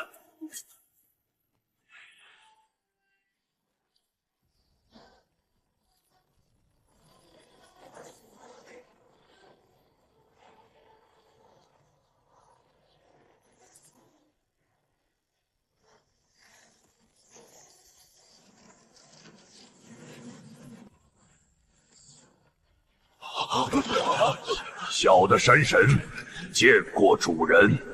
目前山神是这魔教中修为最高的人，已经半圣7层，不是半圣8层。系统不是说他在半圣7层吗？主人，我融合天魔峰之后，修为有所进步。好，从今天开始，你名巨灵，乃本座天魔峰守护之神。任何胆敢打扰天魔峰者，杀无赦。巨灵多谢主人赐名，应当誓死守卫天魔峰。经过山河图修炼以后，魔教确实变成了一方庞大的势力，起码说得上是半圣级别了，高层也称得上一方诸侯了。但这都不够。这2年魔教一直在休养生息，该到动手的时候了。本座决定，魔教新立一堂，名为战堂，招收军队，设令魔兵100万。魔悟道暂时任命战堂堂主，其他几堂各派遣1/10精英弟子加入战堂。本座给你3个月的时间，3个月后，本座要看到100万魔兵。属下领命。这是巨魔阵法，以后将是战堂魔兵修炼之法。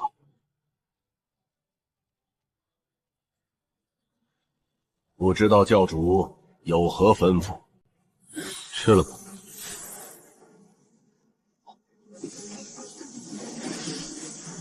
吞了天运珠，他的气势该开始暴涨了。吞了天运珠，他的气势开始暴涨了。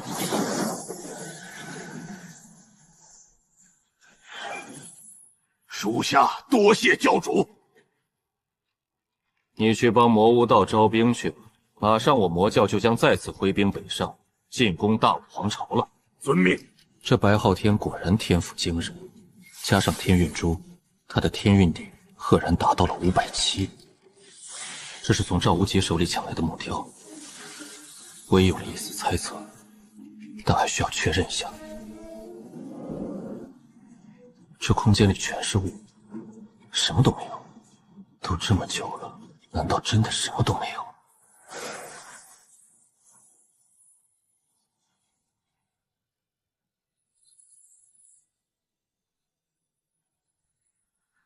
这2块令牌乃是天然孕育而成。这块潮字令牌代表着运潮之主修炼之法，修运潮的方法只有到地潮才能使用。王朝和皇朝之主是无法借助气运修炼的，但这块令牌能突破界限，让皇朝之主也可借气运修炼，速度还能提升3倍，拿到的王朝主修炼速度会暴增。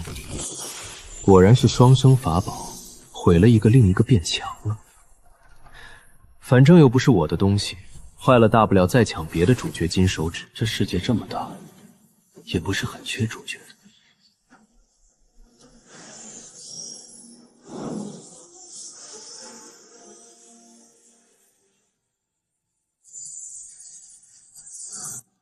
我的身世附身在下界魔教教主的石像上。从今天开始，你正式加入魔教。你们眼前的人就是我魔教至尊掌教大人，也是尔等要效忠的对象。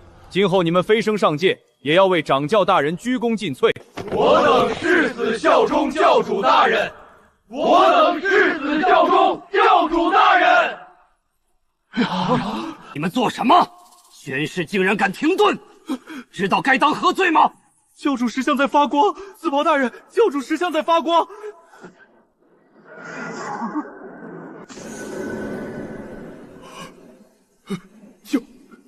教主，是你吗？本座周兄，神识巡游诸天，正好来看看这里。神识巡游诸天，教主竟如此神通！属下苍梧大陆魔教一级管事牧童参见教主。此人是武帝巅峰，当是下界主事。李长生此前便与我提过，你不错，好好守护魔教，也尽快修炼。上界很大，魔教在上界也很大，不要在下界浪费太多时间。多谢教主点拨。这是本座的宠物神兽魔犬大白，本座走了，望尔等好生修炼，本座在上界等着你们。恭送教主大人！恭送教主大人！上界魔教仍在，我等飞升有望。听说了吗？魔教教主现身了！有了这木雕，修炼速度会更快，可修运潮倒是自身的。抢来的金手指，用起来就是爽。身为顶级反派，只杀主角怎么够？要征服天下，让所有人敬畏臣服。反派之大者，灭教灭国灭天下。别挤了，谁在前面赶快说一下，上面写了什么？魔教现招收魔兵100万，通玄7层以上者可去招兵区报到。什么时候教派开始招收军队了？不知道，这事谁能知道？你去做什么去？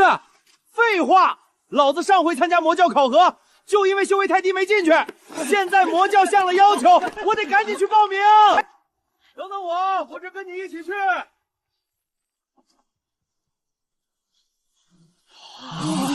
通玄9层，我就差一点就突破到9层了。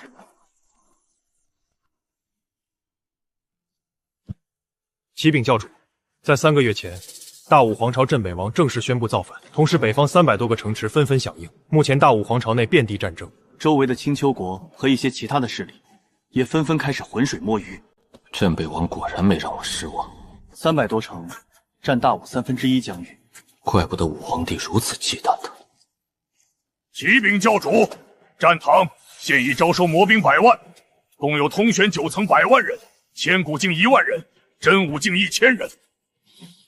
很好，这方上界有多大，本座不知道，但本座希望有一天这整个上界都臣服在魔教之下，臣服在本座之下。尔等有信心跟本座一起吗？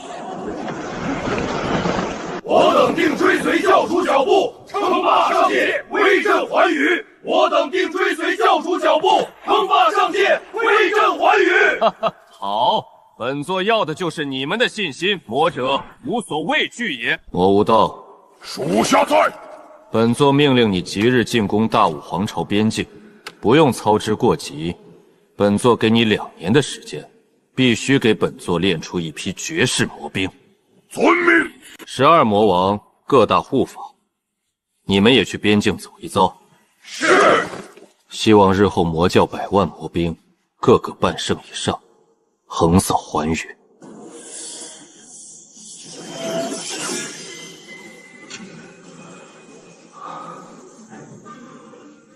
兄弟，应该又要用到你了。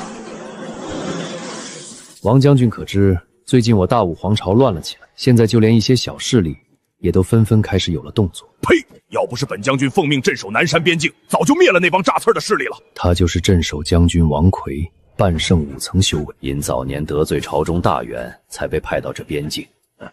王将军，不必动怒，这不就有你发挥的机会了？陈城主，你这信息可当真？那混乱之地的魔教真的灭杀了半圣境的狐族，现在正征集100万魔兵，要来攻打南山城了。当然是真的，这个消息可是我刚刚派人探查到的，估计短则3天，多则7天，魔教必然会攻来。我在这鸟不拉屎的地方待了几10年，半点功劳都捞不到，根本调不回皇城。现在魔教送上门来，正好给我当踏脚石。这次守下南山城，定当是大功一件。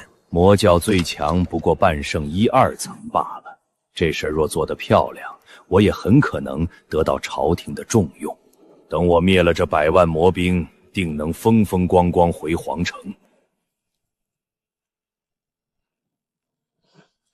堂主，南山城的消息已经打探完毕。由于南山城是边境城治，所以有着100万驻军，首领姓王，乃是半圣5层的高手，并且领兵打仗很有一手。知道了。这小小的南山城竟然就有半圣5层的高手，这大武皇朝真这么强吗？当然不是，这南山城怎么说也是边境，所以才有这等高手镇守。据我们得到的消息，这王将军在整个皇朝军队中也算得上1号人物了。那就好，不过我还是感觉自己实力太低，应该再努力，要不然以后怎么追随教主？我们也要东霸寰宇，总不能一直靠教主当一面。这样也好，这南山城实力越强，越能更好地锻炼出魔兵的威力。时隔几年，我魔教重新争霸，是需要再屠个城来玩玩了。是啊，好久没有这么痛快的仗打了。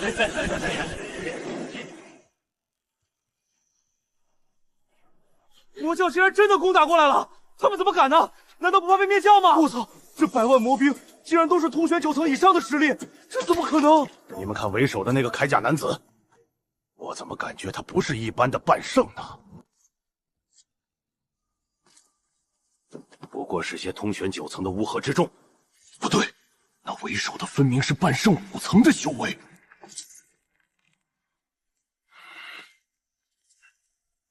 这怎么回事？你不是说魔教最强的半圣1、2层的修为吗？那这个人是从哪儿冒出来的？你别告诉我对方是来看热闹的。我只是个小小城主，能查到的消息本就有限啊。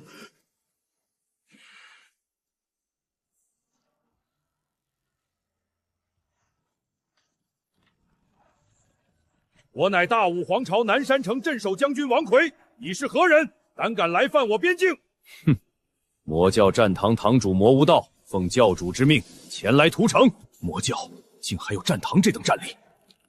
要是我今天吃下这批魔兵报功，就能立刻调回皇城，不用守这破地方。就凭你，看来你是真不知道本将军的厉害啊！既然来了，那今天都别想活着离开了。有猛虎军阵辅助，我定能吃下这批乌合之众。列猛虎军阵，杀敌立功。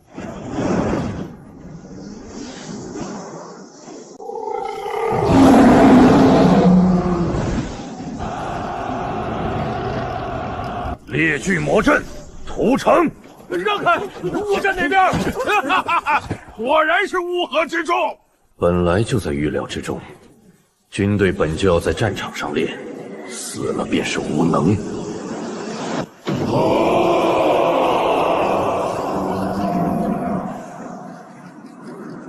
这魔阵的气势竟不弱于猛虎阵，怕什么？给我杀！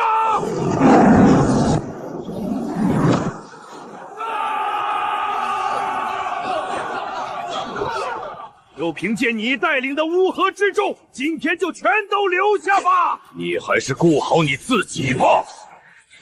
我们也去帮忙吧。这召集来的魔兵实在太菜了，再这样下去，非得让对方杀没了不可。现在还用不上我们，武王，你再仔细看看，现在可是有什么不同？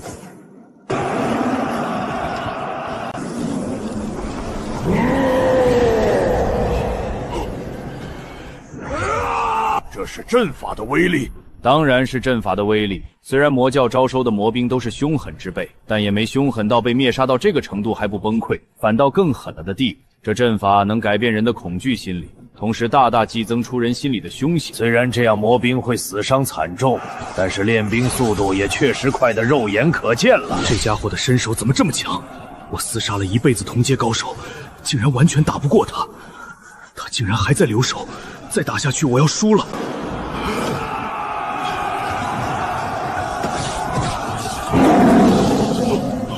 我的猛虎军阵竟然被压着打！我去了个草，这怎么可能？凭我几千年的读书经历来看，这他妈完胜啊！一战之后，我南山城必然声名大噪，我也会因此得到重用，回归皇城，走上人生的巅峰，迎娶个名门闺秀啥的。真是百无一用是书生啊！这弓是教主赏我的摩天弓，半圣级仙宝。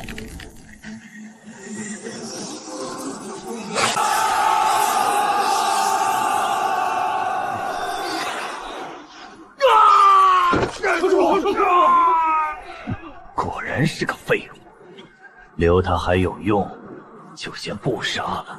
再打下去，军阵要崩，我也打不过魔妖道，得想办法借助军阵退敌。哼，都快赢了，怎么不打了？啥情况？魔教队打退魔教了！我就说魔教打不过我们大武的军队。真是些蠢的，根本不知道我们捡了条命。为什么你刚才不进行追击？为什么不把魔教来人都杀了？你为什么放过他们？还追击？今天这南山城能保住就不错了。今天的战况比你看到的惨痛得多，魔兵的战力越来越强，我们损伤比他们大得多。我明明看着我们占优势啊！要不是魔教临时退兵，这南山城早就被攻破了。怎么会这样？说，魔教的信息你还知道多少？一个堂主就能压着我打，那魔教教主得多强大，我都不敢想。这我真不知道，只不过听说魔教教主自号天下无敌，威震韩语，我以为他们吹牛呢。这魔教教主还真敢口出狂言，但敢这么自称，修为肯定低不了。那个，我得到的消息还有一个，还有什么？你赶快说啊！还有那魔教教主不但凶恶霸道，更是有着一个癖好，就是特别喜欢屠城。混乱之地已经被屠杀了好几个城池了。屠城？他竟然敢屠城，怪不得那魔无道嘴里老喊着屠城。修魔道的果然都他妈是疯子，老子的家眷可还在城中呢。不行，这魔教抵抗不了了，你赶快派人去把消息传给皇城。是。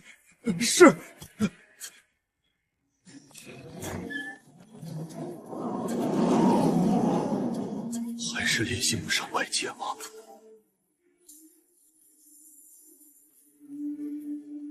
？2年了，我用尽了各种办法，都无法联系到外界。派出去的无数人也都石沉大海了，就连这城中逃出去的无数生灵，也再没有任何动静了。完了，我们彻底的废了。